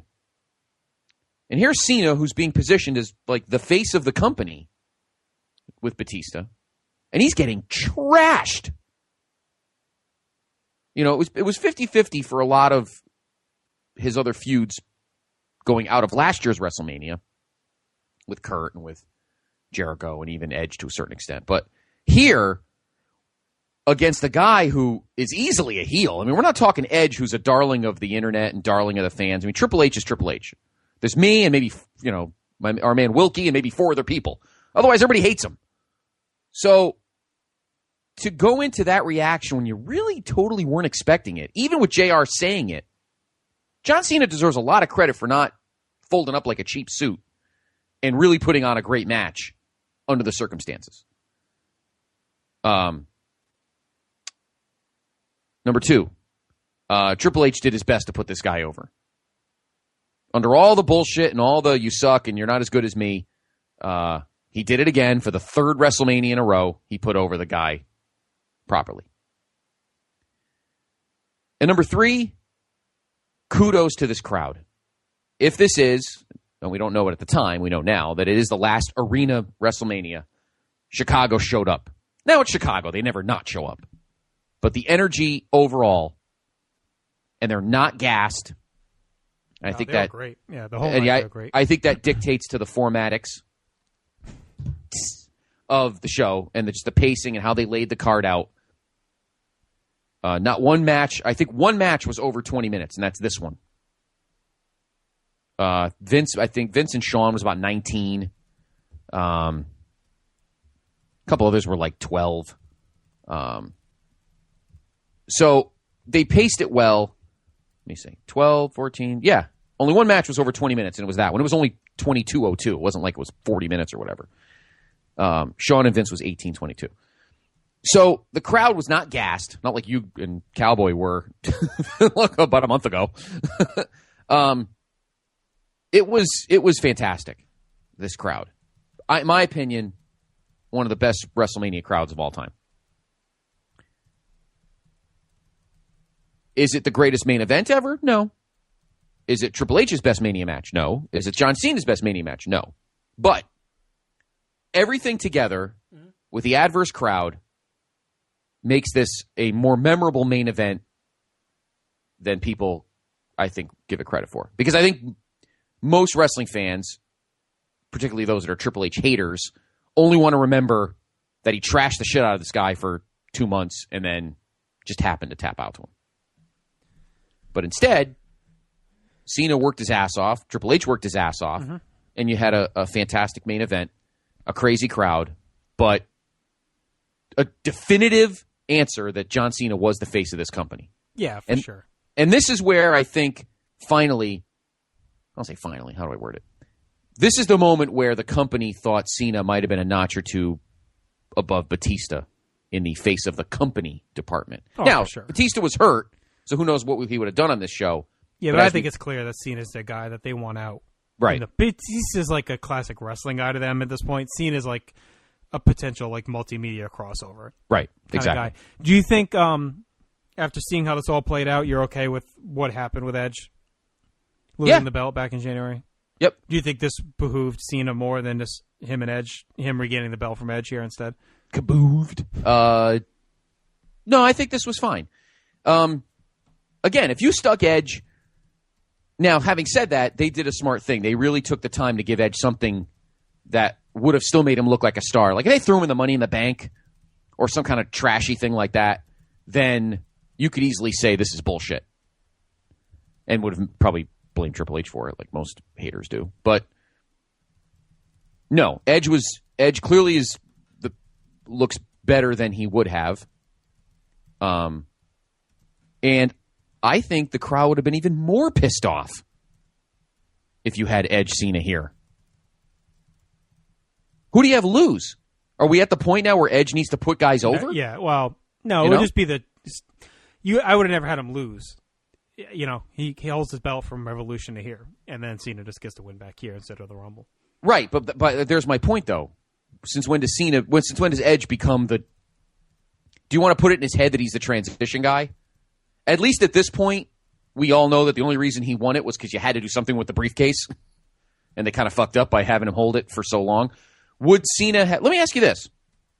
I don't want to go too long on this, but I don't know if I asked you this in a last previous vaults, but if Edge stayed healthy throughout the last few months of 2005, would this have happened earlier? No. Like, let's say that he loses at Survivor. He beats Kurt at Survivor Series. Kurt just snaps and fucking puts him in the ankle lock and snaps his kayfabe, snaps his leg, and Edge catches so would you him gain Survivor an extra Series. month, I guess? I mean, yeah, maybe. But and then you don't have to, and then it doesn't feel like they rushed. I'm just saying. That's all. I'm just thinking outside the box. That's all. But I don't think Edge looked bad on this night at all. Do you think it was worth bringing JR back? Do you think he carried the show in a way that maybe Styles wouldn't have? Yes. Yeah, I mean, Joey. And it's not a knock on Joey. It really isn't. But, and I've said this before, Joey, ECW was different. ECW, the old school original ECW was different than WWE. You didn't have to rely on storylines and all that stuff. It was the matches and all the weird shit around the matches at that moment carried the programming. He didn't have to tell stories. Number one, because he was by himself. And number two, because the spots in the original ECW kind of spoke for themselves. WWE doesn't work that way. And unfortunately, Joey, I think, would have gotten swallowed up in all this, to be honest with you. Just my opinion. Yeah. And in a match like I mentioned I think earlier, he could have hung. But yeah, I think JR was needed for the Vince and Shawn. And I think JR called that main event with the gravitas that was, you know, it was due. All right, so WrestleMania 22 in the books. I mean, I think it's an underrated show. Absolutely it is. I mean, looking back, besides the opener and Booker. And that's quick. and the pillow fight's quick. Taker Henry in the opener are probably the worst 2 matches on the card, and neither are really that bad. And the rest is all, very good to great. So I think it's kind of an underrated Mania. I think it's funny 100%. Because it's in a weird spot because the product and promotion's in a weird position. It's on a downswing, but coverage was picking up with the NBC deal, Saturday's Main Event coming back. They're kind of in a weird spot. And if you look at it like our buddy Duck from the Blog of Doom looks at it, he goes from Backlash or, from post-Mania to Mania is the year for him, not, he doesn't go by calendar year. So if you look at it in that regard, if you say from Backlash 05 ending here, it kind of makes sense that we get a pretty good Mania to close out what was a fairly strong 05. And from what's to come after the show makes a lot of sense when you look at it that way, from here out to 23. So, maybe we'll look at it that way too as we go along. But I think as a whole, in a vacuum, the show was pretty good. It was a fun watch. It moves along. I thought most of the matches either delivered or over-delivered. So I liked the show. I really enjoyed watching it. I did too. This is one of those ones where I could put it in if I'm, doing something here. I'm on the computer or whatever, and I just want something in the background. This is something I could put on. I could be entertained by this easily from top to bottom, no doubt. I'm telling you, Place to Be Nation. Listen to us and then pop it in. You'll be, if you haven't watched it in longer than a year, you'll be pleasantly surprised. I think. Pop it in. I wonder who's the beauty, who's the beast. All right, so as many of you may have seen either on Twitter or Facebook, Kevin Kelly's show on a slight hiatus as Kevin's traveling, really busy. He was sick last week, and then now he's traveling Ring of Honor on the road a lot. He's been doing a lot of voiceover work, so it is a little bit of a hiatus. We should be back, I think, in early June. But in the meantime, Scott, we're going to try and take a little bit of advantage of the lull. So as of now, we're tentatively planning to do Backlash next week. Yes. And then we'll go from there. So we'll try and squeeze in as many as we can week to week here until Kevin comes back. And also Dangerous Alliance on a bit of a hiatus as well due to some computer issues on Will's end. So we're hoping to have everything back in order over the summer here. But for now, Scott and I will try and pick up the slack and get back to our weekly pace if we can for a little bit here until everything falls back into place. So yes. With that, we're going to go ahead and wrap up. Share your feedback with us on Facebook and Twitter as always. Thanks for listening. For Scott, I'm Justin Warrell. We'll talk to you next week with Backlash 2006. I think you should tell Brad I need to make these montages. It's all the big time. I'm on my way, I'm making it.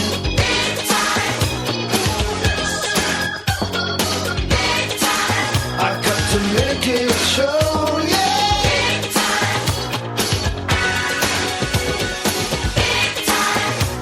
So much larger than life.